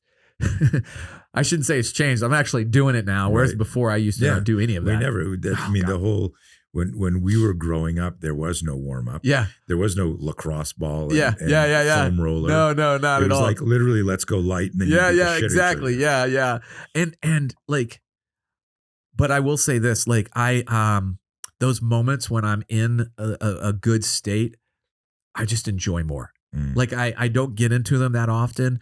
I get back from a run. I feel great. I'm running with the dogs now. So that makes it even better. Cool. Yeah. It makes it even better. So like, I've found little ways to try to overcome some of these aches and pains that are actually kind of like starting to, restrict some of the activities that I like to do, that I enjoy doing. Like, my grip strength in one of my hands is down so much compared to what it was. You know what you got to start doing. Thanks for that little tip there. You need to strengthen it with those Captain Crush Iron Mine hand grips. Yeah. Well, I'm not sure those will help at this point.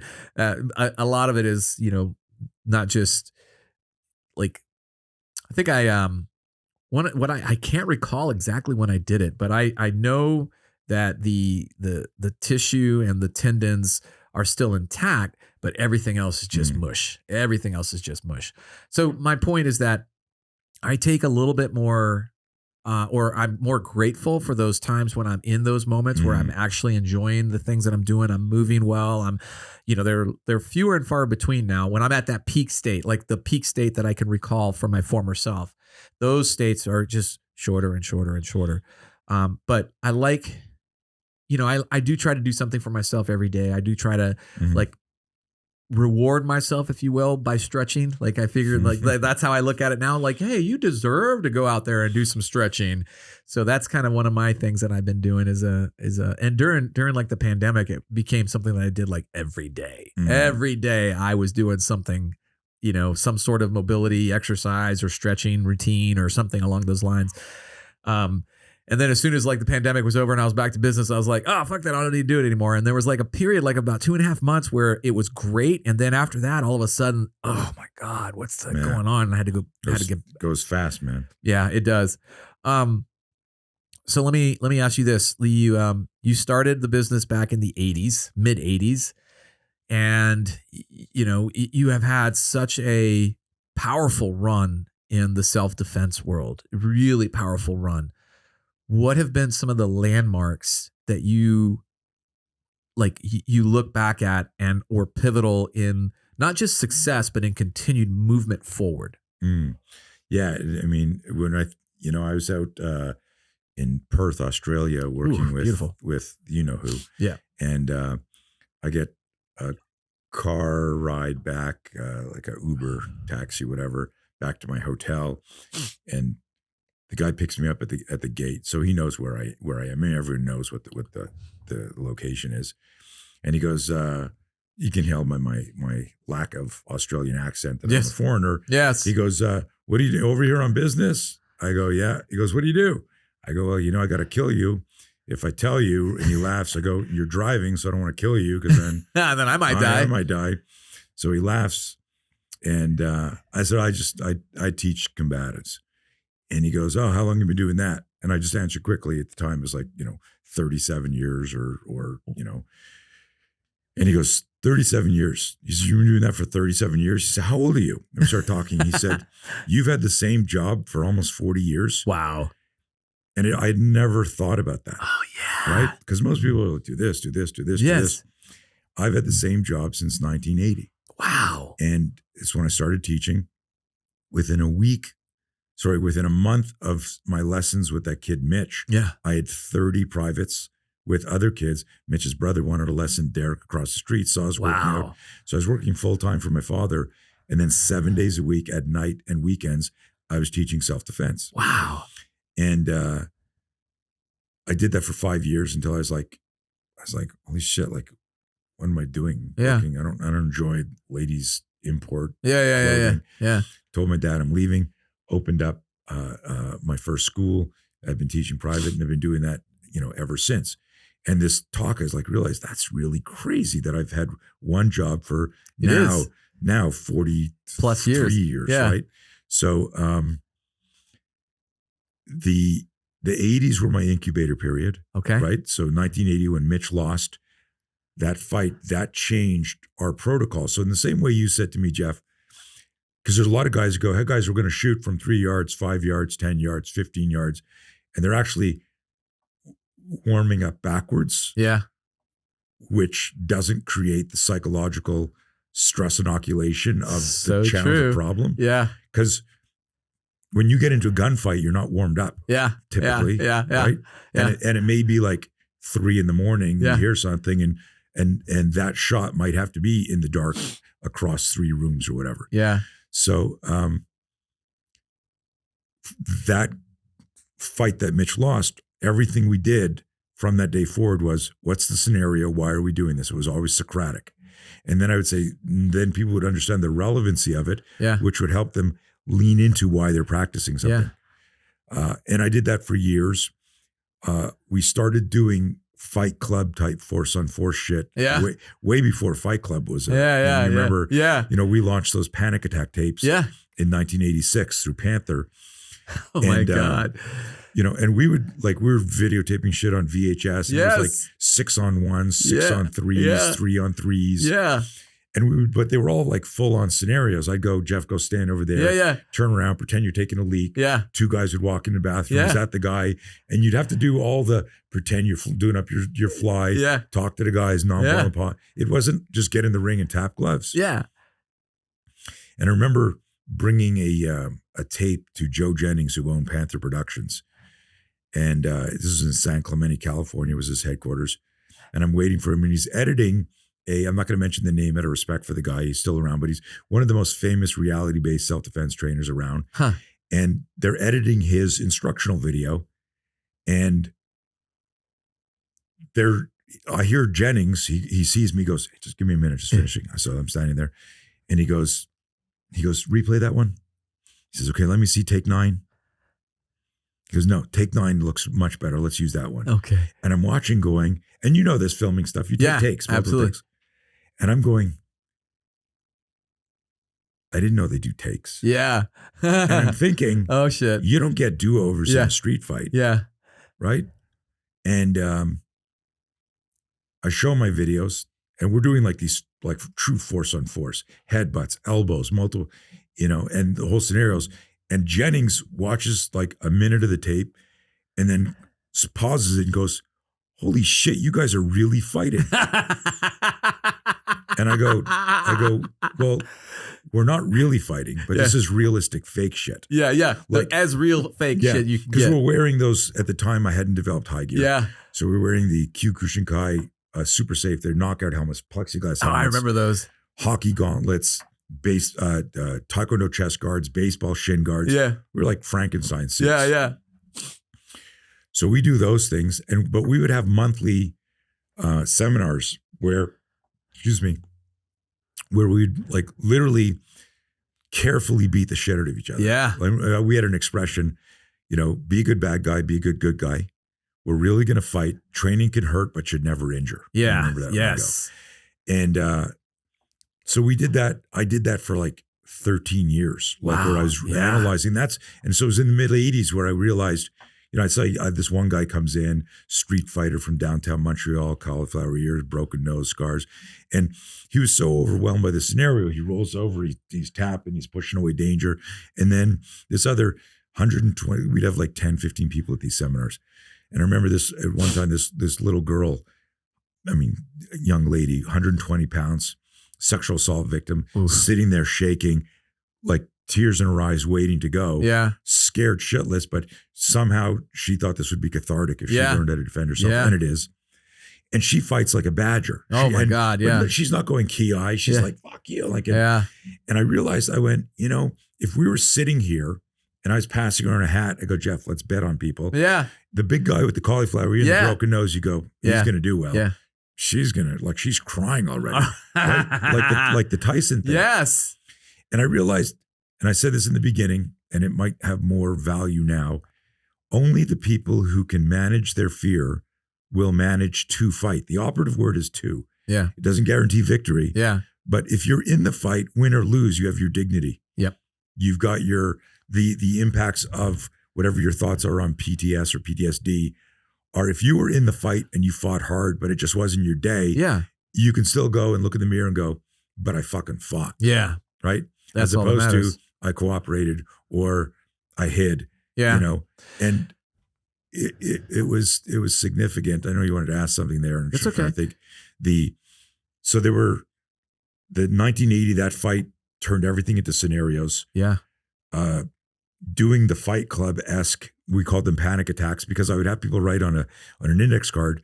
I'd say, hey, what's your scariest scenario? Yeah. And you might say, I'm traveling, I don't have my gun, 2 guys do this opportunistic attack. Yeah. And guess what your scenario would be? Yeah. I Surprise. go, Jeff, you're like, motherfucker. Right? But what that would do is that would induce that moment before the fast rope. Yeah. That would induce that absolutely fucking doubt moment. And now you'd have to clear your fear to get into the scenario. Yeah. And what people don't realize is when you're wrestling with the fear in your mind, you can't access whatever skills you've developed. Yeah. People don't realize that. Yeah, it's tough. Right?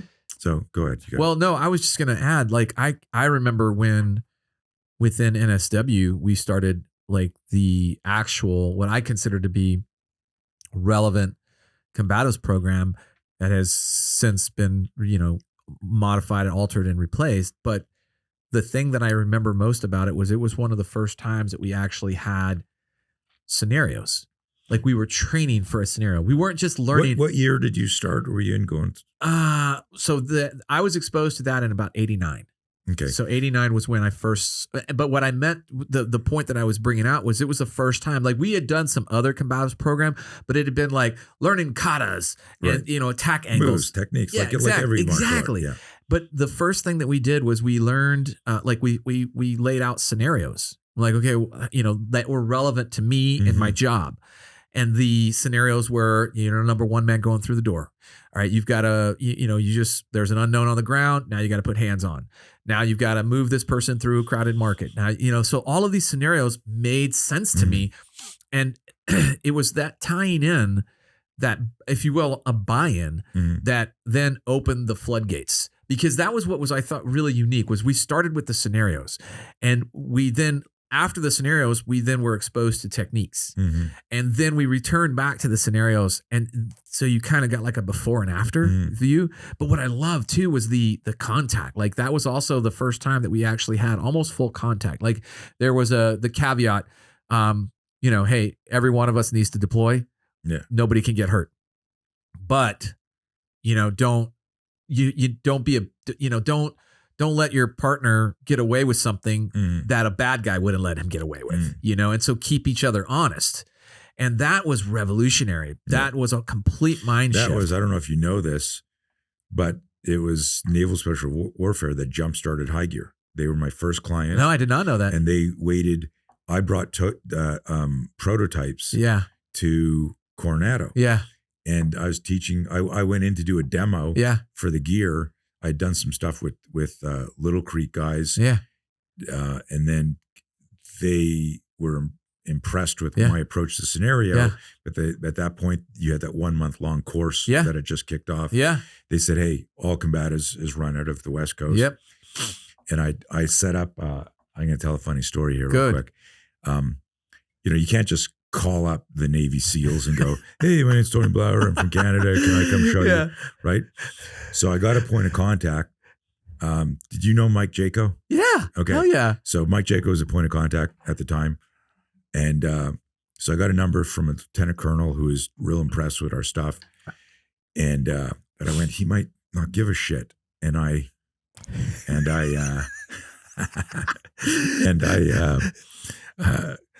and LAPD was putting together this kind of smorgasbord. They had 50 different martial artists putting together a program. Nice. They knew who I was, and they had like Benny the Jet Urquidez and Bill Wallace and the Gracies and the Machados. Yeah. And it was funny because like all of it was like the UN of self-defense, right? Like every different country there, but also like all the politics. Yeah, oh God. And so much politics. So I called them up because they knew who I was through the magazines. Yeah. And I said to them, hey, I'm coming out to meet the Navy SEALs to show them my gear. Would you like to come see it? Would you like to see it? I'll come see you. They said, well, what day are you meeting with the teams? And I said, they haven't confirmed yet, so you tell me what day. So they said, can you come on Wednesday?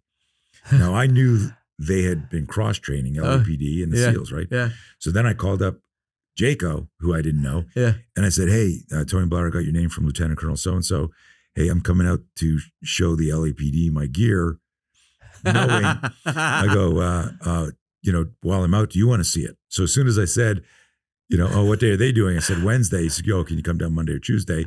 And that's how I got that. Nice. But that's too funny. It's funny, right? So I went out there and they're showing me all this stuff. In fact, I wrote an article recently and I made a real clickbaity title. The title was I armbarred a Navy SEAL and immediately regretted it.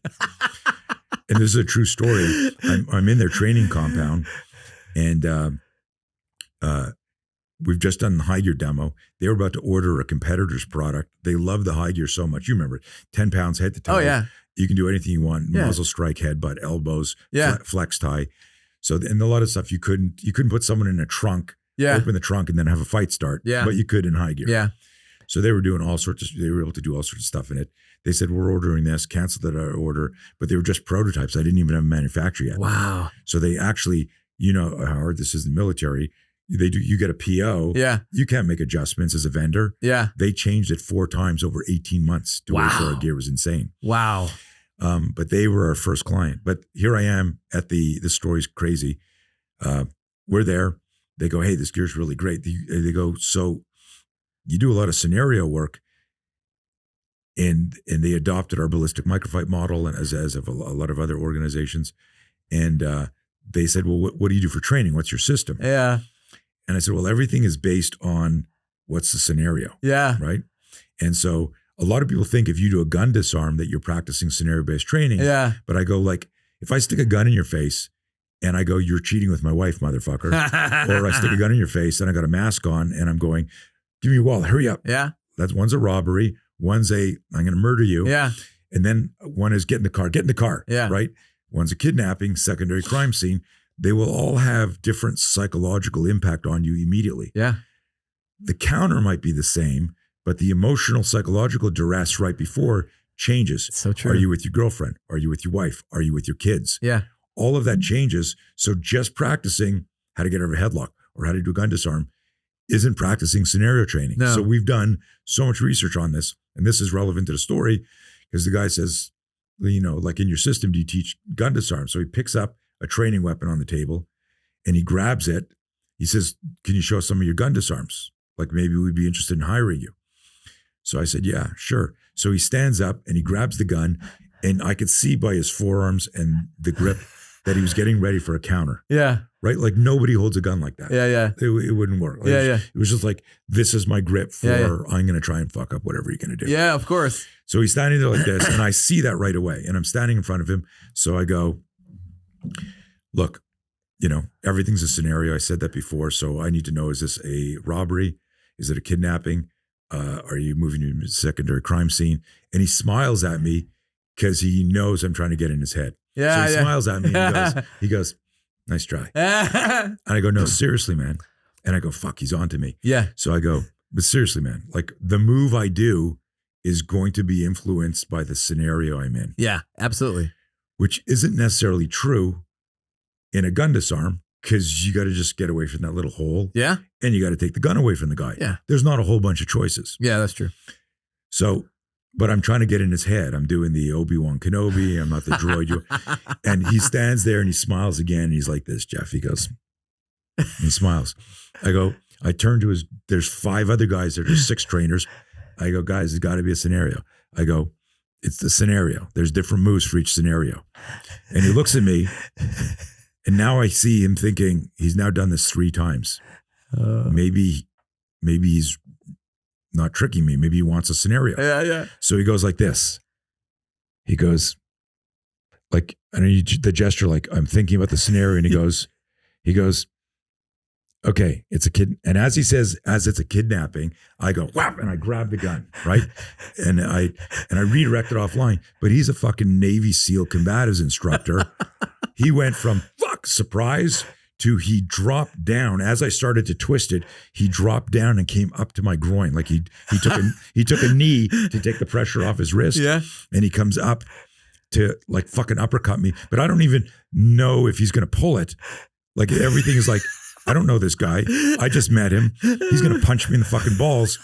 And as I roll down, so if you visualize this, I should stand up and demo this. But as I roll down, he's like this. Fuck the sound, guys. You got to see this. Like, he goes, oh, down to the ground.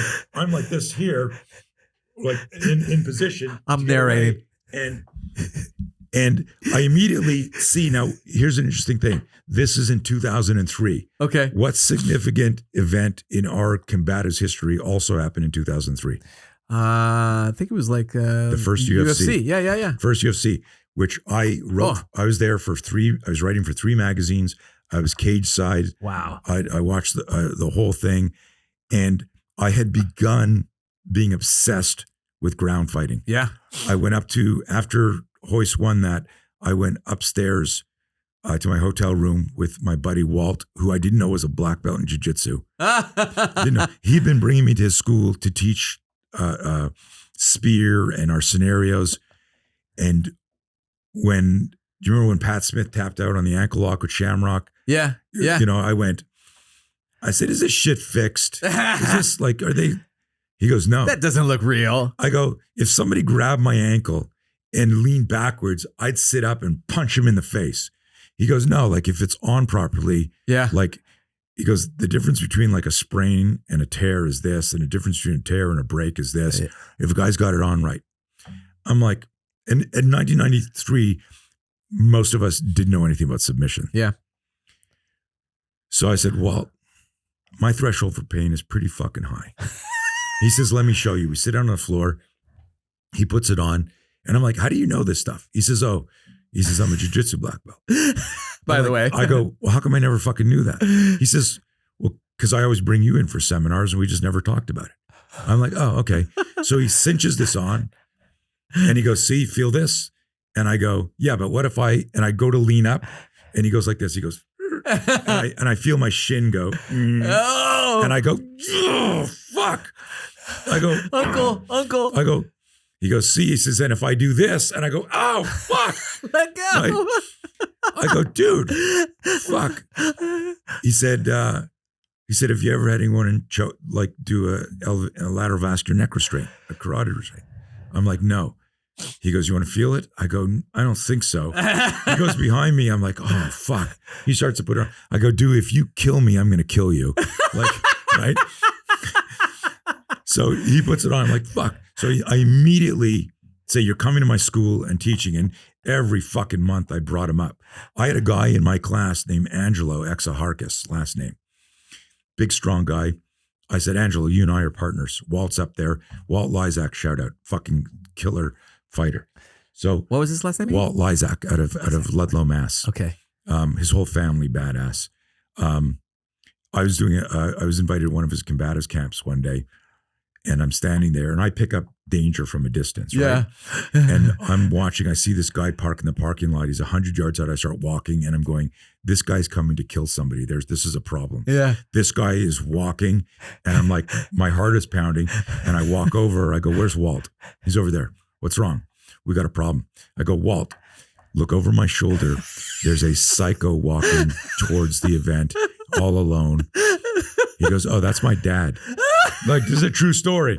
His father, like legendary, he goes like, when he would go on a binge back in the heyday, it would take 6 cops to arrest him. But they would say, his name was Walt, and he was Walt Jr., Walt Sr. Yeah. They go, Walt, we got to bring you in. Could you please not fight? And sometimes he'd say yes, and sometimes he'd say no. Oh my God. Like legend, right? Oh my God. So that's awesome. So Walt comes up, he starts training. So I say, Angelo, you be my partner. So I'm training, and I'm a good athlete. I'm picking up shit fast. I'm doing stuff.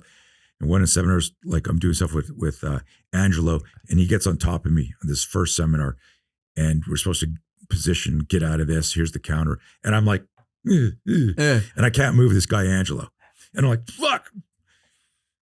I go, let go of me. I go, how the fuck do you know this perfectly right away? And he goes, I've done this a little bit. I go, fuck off. First I find out Walt's a black belt. I go, what do you mean you've done this a little bit? He says, I was on the Canadian Greco-Roman wrestling team. I go, how did I fucking not know this? Jeff, these are true stories. I go, that pressure must have been intense. Dude, he has been a student of mine for almost a year. I go, why didn't you ever tell me? He goes, because I came here to learn your system. Yeah. I wanted to be a student. I wanted to learn.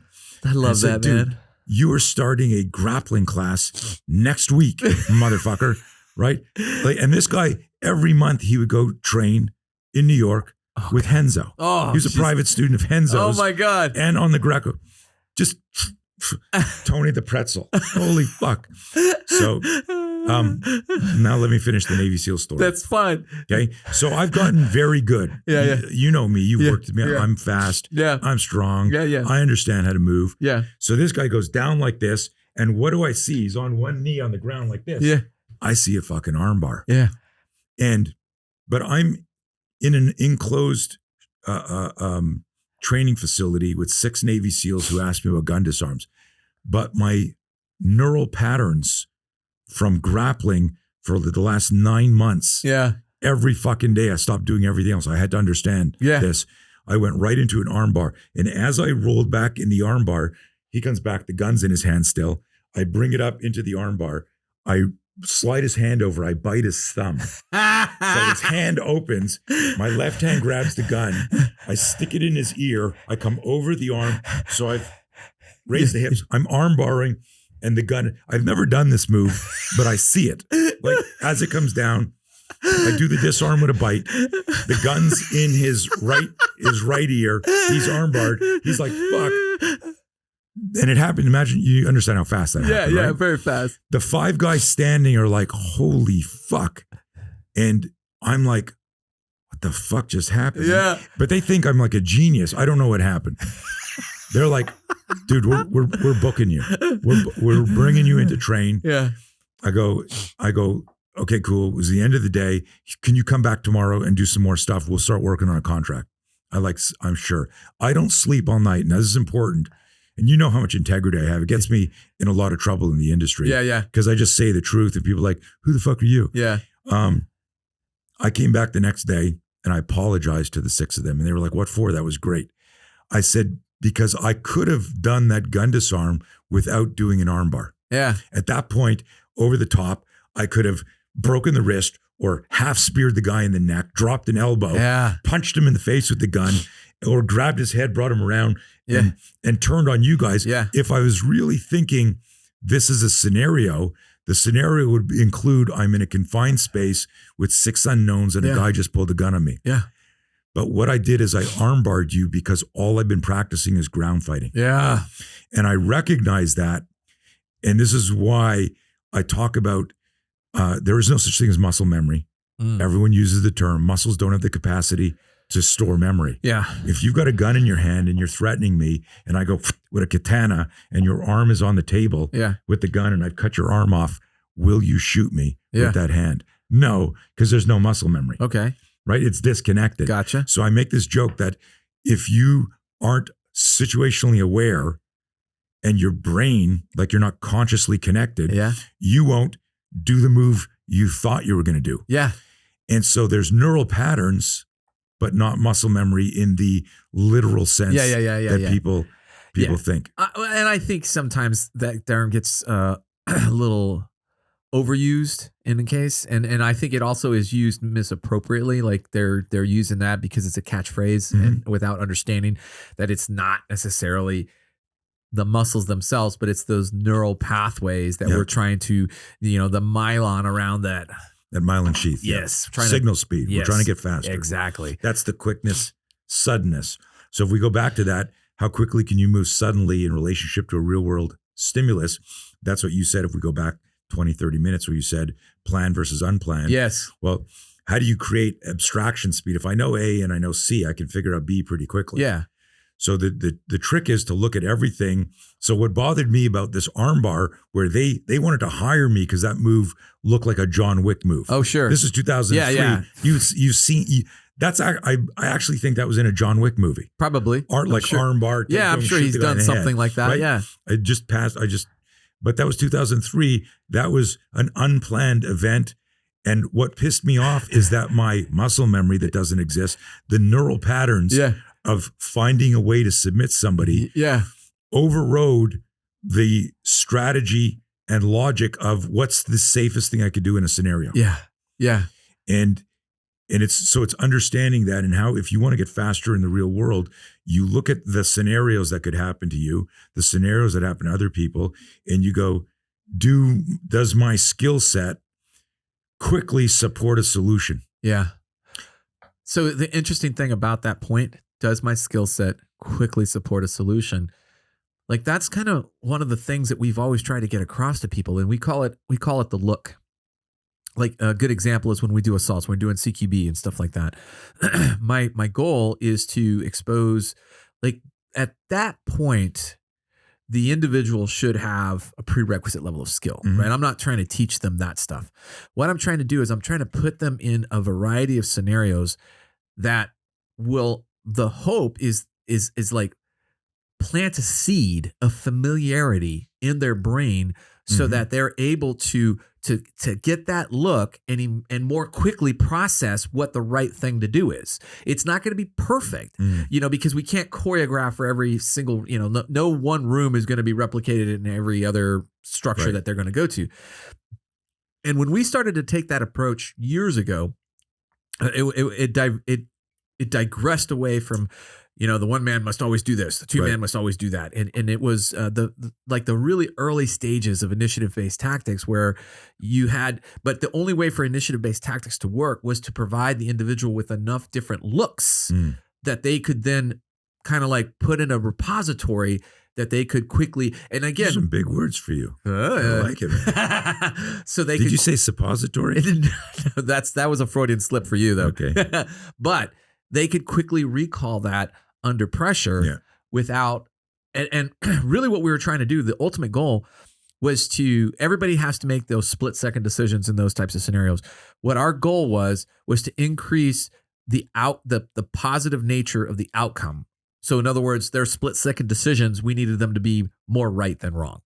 So I love the idea of being able to kind of like give them that look and that familiarity that you're talking about, like the scenarios. That's what so our whole thing was, how do we make scenario-based training more effective? And so what we did is we said, I don't want any free flow here. I want you to, and I'm going to use the word you just used, replicate the behavior, the exact behavior that we know we're going to see. How do we know that? Well, because we've got body cam. We've got helmet cam. We've got CCTV. We've got smartphone of behavior. And if you go back to that PIA matrix, that primary initiation attack, we see what a knife slash or stab or somebody going bang, bang. We see.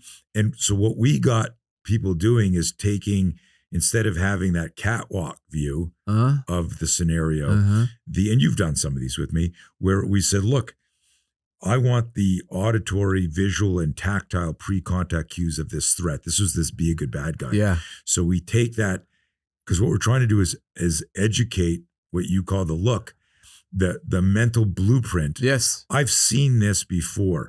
And I've actually had cops write me after an incident saying, the bad guy did exactly what my role players were doing in training, and next thing I know, I'm doing this. And that's what we're trying to do across the industry. Is we need those, like, behavior determines the use of force choice. So, and that's just morally, ethically, and legally sound logic. But what we have very often in scenarios is people just trying to get to the marking cartridge kinetic, not in like not real kinetic, but the marking. I want to do sims. I want to do UTM. If I go, hey, you're going to breach, guy goes, oh, fuck, I don't get to shoot. Right? Because he knows all the fighting is going to be done by the time he gets in the room. So, like, get it away from the game and isolate it so that we're getting better looks, nuanced looks to the point of, I saw his pec flex, and like, that's your pre-contact cue. If you're doing your training, and I'll use a more simple example, if you're doing like a line drill where I'm throwing a punch and you're doing a block, and you're trying to get that look to create, okay, when he does this, I'll do that. While that's useful, nobody walks around the world like this. If the hands are here. And then the guy's got to think, can you pick up the energetic intention? Every victim of violence who lived to tell the tale said they had a bad feeling before the attack. Can we build this black box of intuition into decision making? And you can. It's not magic. It's like I'm here like this. You and I have an argument, and I go, fuck you, man. You go, fuck you. And I go, what did you say? Like, when did this fight start to get real? Then the guy goes, what'd you say? And then you go, I waited for him to get me in a headlock because that's the only count. That's how I knew to fight. But the fight started 8 seconds before I walked around the table. But people don't train like that. They train on, Hey, here's how you stop a punch. Yeah. Here's how you get over a headlock. So true. They're missing the 3 seconds before the fight, Oh, the pre-fight. well, let me ask you another question then. Like, as you kind of have explored all of the psychological aspects, what's been like from a value added to the student? Like, what's your go-to? Like, I'm going to have a limited time to work with this person. This is the most important concept that I try to get them to understand. Great question. What's that going to be? That's confidential, Jeff. I'm sorry. Yeah, but we're not going to share this. Okay, good. I promise. So, can I have that cough drop? Yeah. Hang on. Wow, thank you. Suppository? So I didn't rub anything. So I was joking. The distraction to take this off here. Oh, nice. Oh, boom! Can we have that clip on film? I just want that clip where. So most important takeaway. Yeah. There's two, but they're intrinsically connected. Okay. One is that fear can be your friend. It's heavy. Yeah. Because I work with some of the world's best tactical athletes. Yeah. In fact, I did a course with NSW, not going to mention anything else. And I said to each one of the guys in this line here, we had a bunch of guys in high gear, a bunch of guys out. And, this guy's boxing, this guy's MMA, this guy's jiu-jitsu, this guy's Thai boxing. Yeah. I said, visualize your go-to move. You got a confrontation, guy standing in front of you. And if I said to you, someone's in your face and you're pretty sure you're trying to diffuse it because you're now retired, you got a business, you got a gun, you're like, come on, man. And I go, if you were going to empty hand, what's your go-to move? Yeah. What is it? For me? Yeah. Probably more like a palm strike. Okay. So you're thinking palm strike. What that does is it preloads you to think palm strike.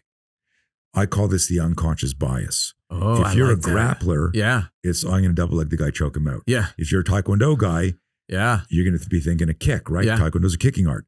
If you're a boxer, your hands are down. I'm going to hit this guy with a liver shot, right? Or uppercut. So think about this. Will a boxer, this is a great question. I'm so glad you asked it. Will a boxer go, I think I'm going to try a round kick to the head today.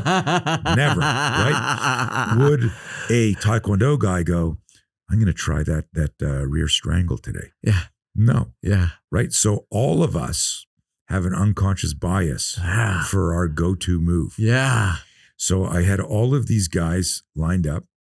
They're all badasses, right? World-class tactical athletes. Yeah. I said, what's your go-to move? Visualize that.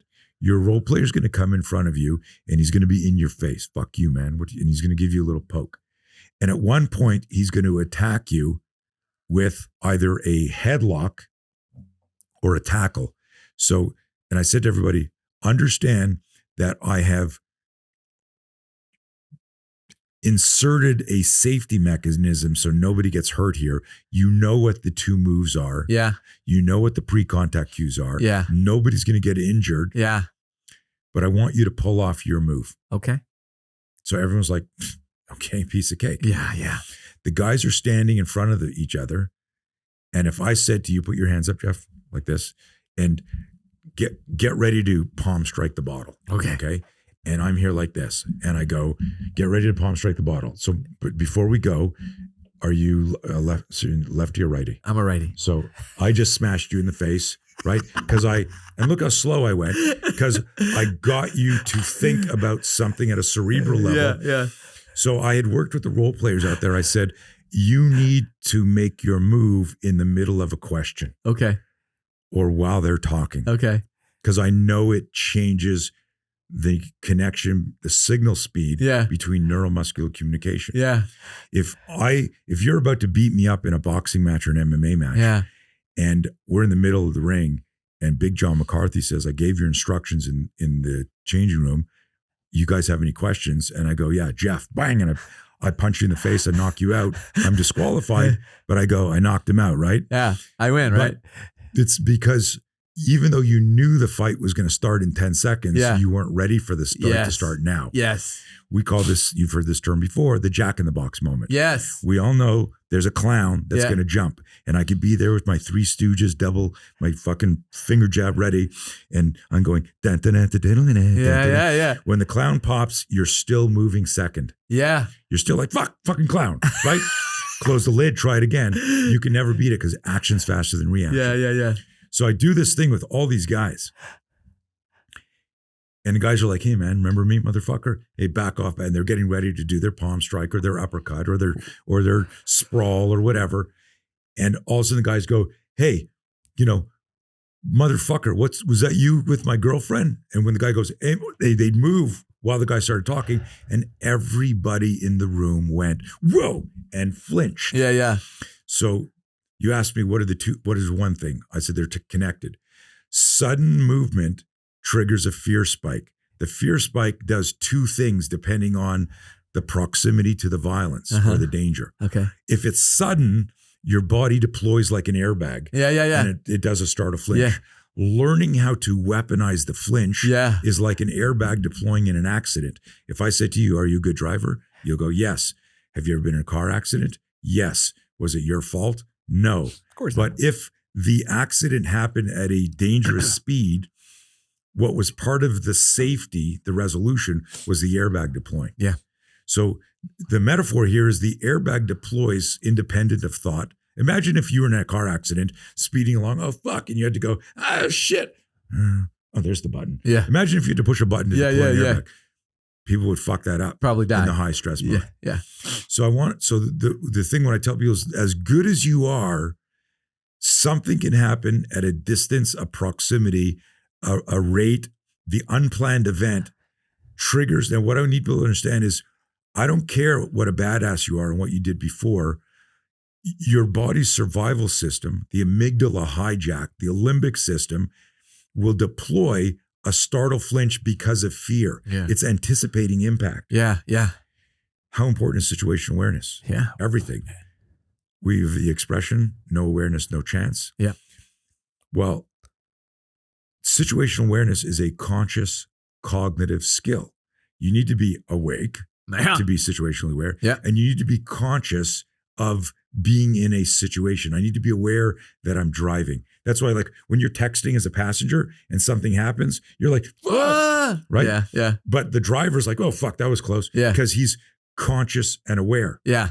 And so it's the same thing. You're sitting here. If I say to you, watch these prisoners, and you're here like this, you're low ready, right? Sorry, of course, man. Right? Of course. So you're here like this, and then one of the prisoners goes, you're like, dude, stop moving. Yeah. Right?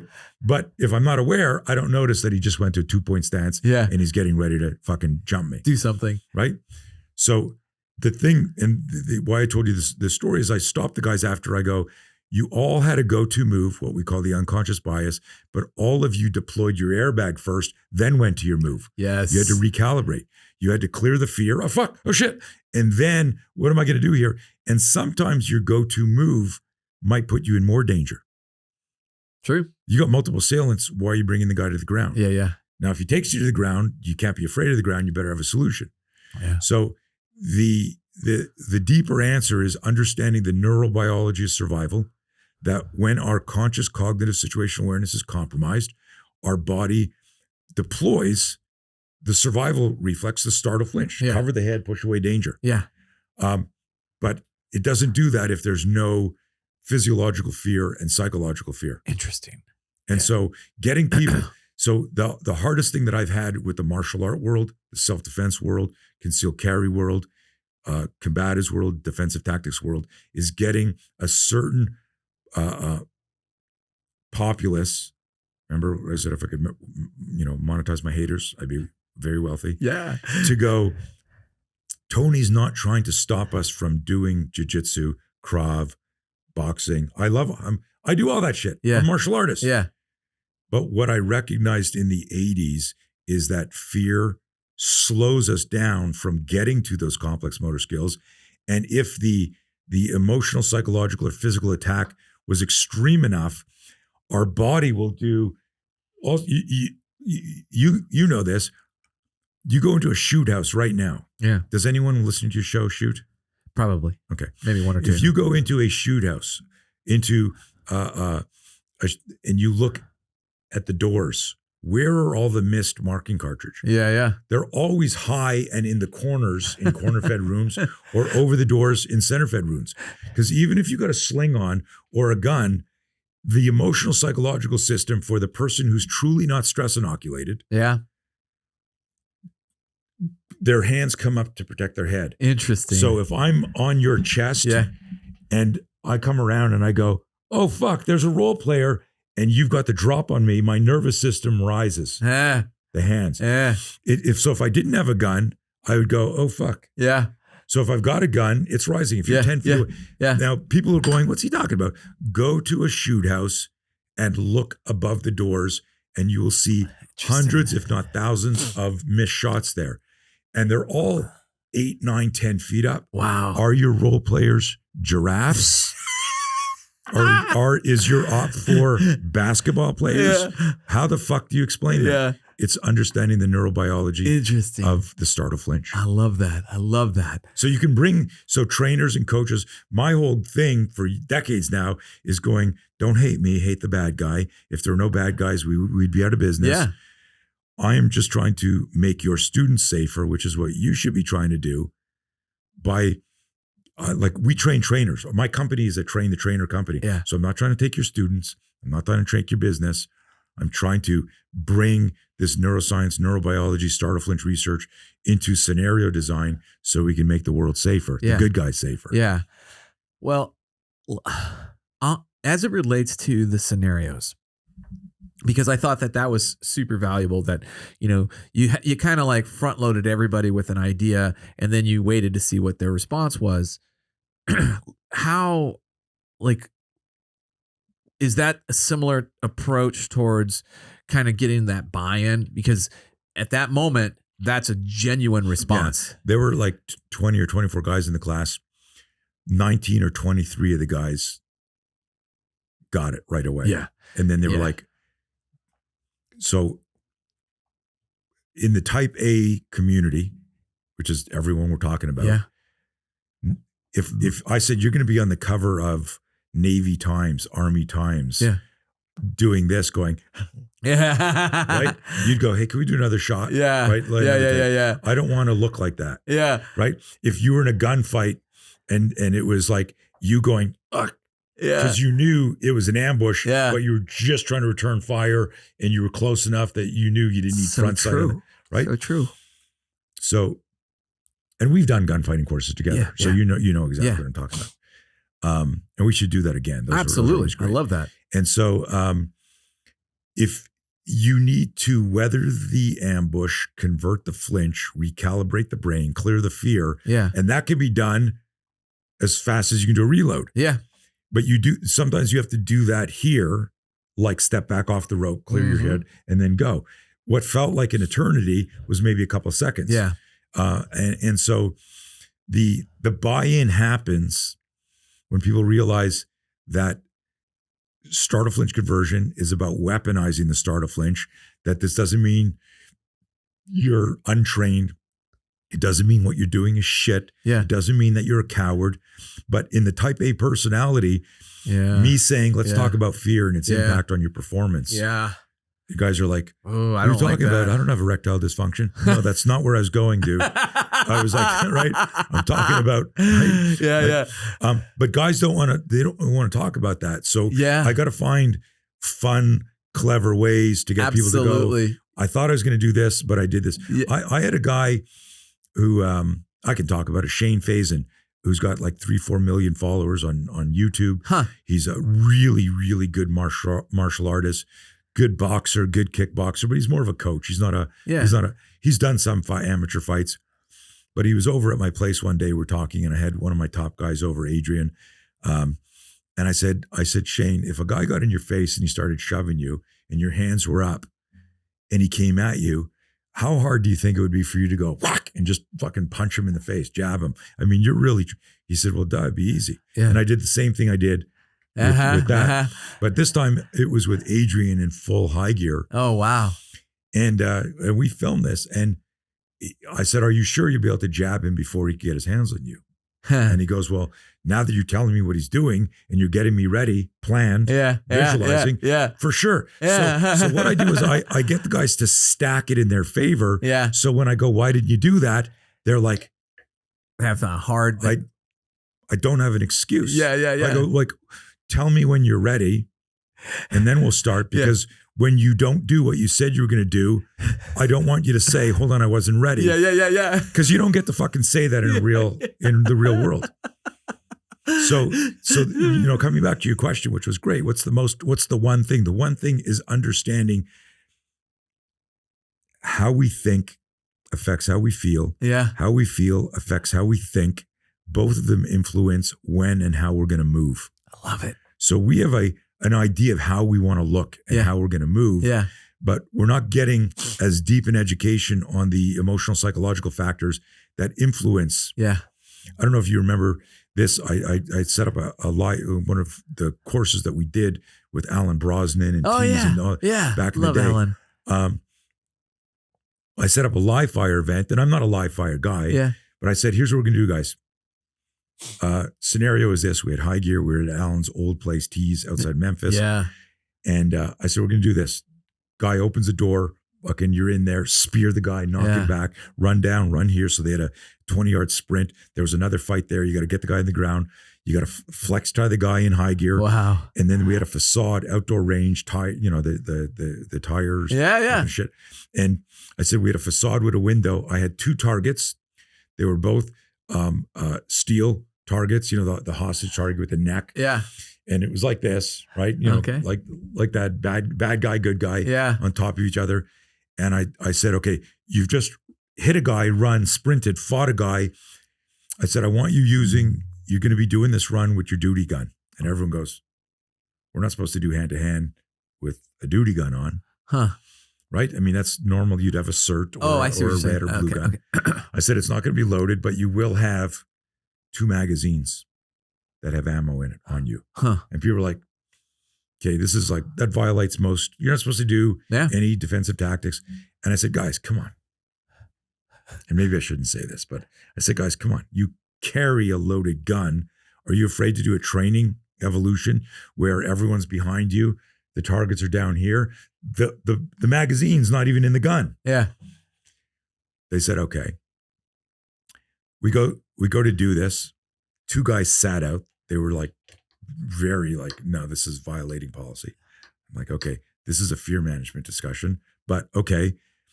You go down there, you could sneak and peek through the window to see where the targets were, but you couldn't, they were set up so you couldn't shoot both targets through the window, which would have been optimal. Yeah. Like, why go in and open a door if you can drop a guy through a window? Yeah. So you had to come around, but they were 6 feet apart. And you had to do headshots, which were neck shots on the targets. Yeah, right? yeah. So I never told you about the story. This is classic. I don't think so. So I'm here like this. So they're like, okay, we got it. They're all excited to do it. Here's what you're going to do, guys. And this is when the guys sat out. You finish the fight. In the room there is the bad guys, but you're number 1 going in the room. You're on the ground. You're going to drop they had an empty mag in their gun. You're going to drop the mag because you were fighting. So you just want to make sure your gun is fucking performing properly. Yeah. Drop the mag. Now you're taking a hot mag, inserting it, but you're facing downrange because your back's against the wall. Uh-huh. So you're facing like 25 people in a class. Oh, God. Doing this. So people are like, whoa, guys, come on. Just don't shoot yourself or one of us. Right? So they're like this. I go, you're going to load your mag. You know where the guys are. You're going to low crawl to the door, and then you're going to jump through the room and take out the terrorists. Oh, this is Die Hard. You ready to go? So people are like, okay. They were uncomfortable with turning around, facing each other. You understand. Yeah. Right? I said, oh, one other thing. This is a 100% true story. I swear on my kids' lives. You have 2 mags. They're like, good. You can only have 2 bullets in each mag. And people are like, what? Yeah, there's only 2 bad guys in the room, so you only need 2 bullets. And people are like, what? I think I was channeling my evil Jeff. Right? I said, if you miss the first shot, do you drop the guy with the second shot, or do you go to the other guy who now knows you're in the room and shooting? Yeah. Who do you go to? Yeah. You got to decide. And that was the course of fire. Now, I went first, and I swear to God, I hit both targets right. I was so nervous. I was like you on the fast rope. I don't know how I did it. I could never do it again. It was the scariest. I remember half an hour ago, you asked me what was the most challenging, scariest moment of my life. It was that shot. Oh my God. But that day, it was a bad day to be a hostage. Oh yeah. It really got in people's heads that they only had 2 bullets. They had to do all that. But I don't know why I'm telling you this story, but it was just this idea. Awesome. But it's just crazy. But it was the idea of how fear, this was the point of the story. Yeah. Is that if I'm focusing on a movie of me missing and screwing shit up, there's a good chance I'm going to miss and screw shit up. Self-fulfilling prophecy. Yep. All right, well, let's start wrapping things up. I got one final question for you. Yes, sir. What do you want as the biggest takeaway for our listeners? You can't be brave if you're not afraid. All of us are going to face fear in our life.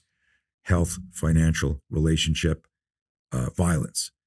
And if it's a true threat, it is normal for you to get a fear spike. Okay. But if you change your relationship with fear, you can use that as fuel. And you got to remember, if this was a bottle of courage, there would be one ingredient inside. It would be fear. Yeah. There is no fear. Interesting. There is no courage without fear. And you can't be brave if you're not afraid. I love it. That is a great one. I love it. All right. Well, let's go ahead and do some where can people learn more about Tony Blauer? Just call Jeff. I'll give you his personal cell number. Here it is. I'm shadow banned, I'm sure a lot of the people that you talk to are. Yeah. But if you just Google me online, and of course Google shadow bans me too. But my main website, if you're interested in any of our training, go to blauertrainingsystems.com. My last name, Blauer, trainingsystems.com. That's our website.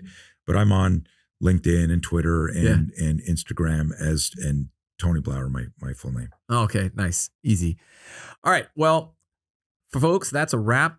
Tony, I want to thank you for coming on. This was awesome. Thank you, buddy. We shaking hands? No. I thought we were going to shake hands. No. Okay. But thank you for coming on the show. It's been an awesome time. I really have enjoyed this. I want to thank our audience for tuning in. I want to thank our sponsors for helping us to do this. I want to thank the men and women for holding the line. Check out all our previous podcasts by visiting thebulletproofworkshop.com. Learn more about me and training opportunities by visiting trainingconcepts.com. Until then, I'm Jeff Gonzalez. You're listening to the Bulletproof Workshop podcast. Stay safe or be dangerous.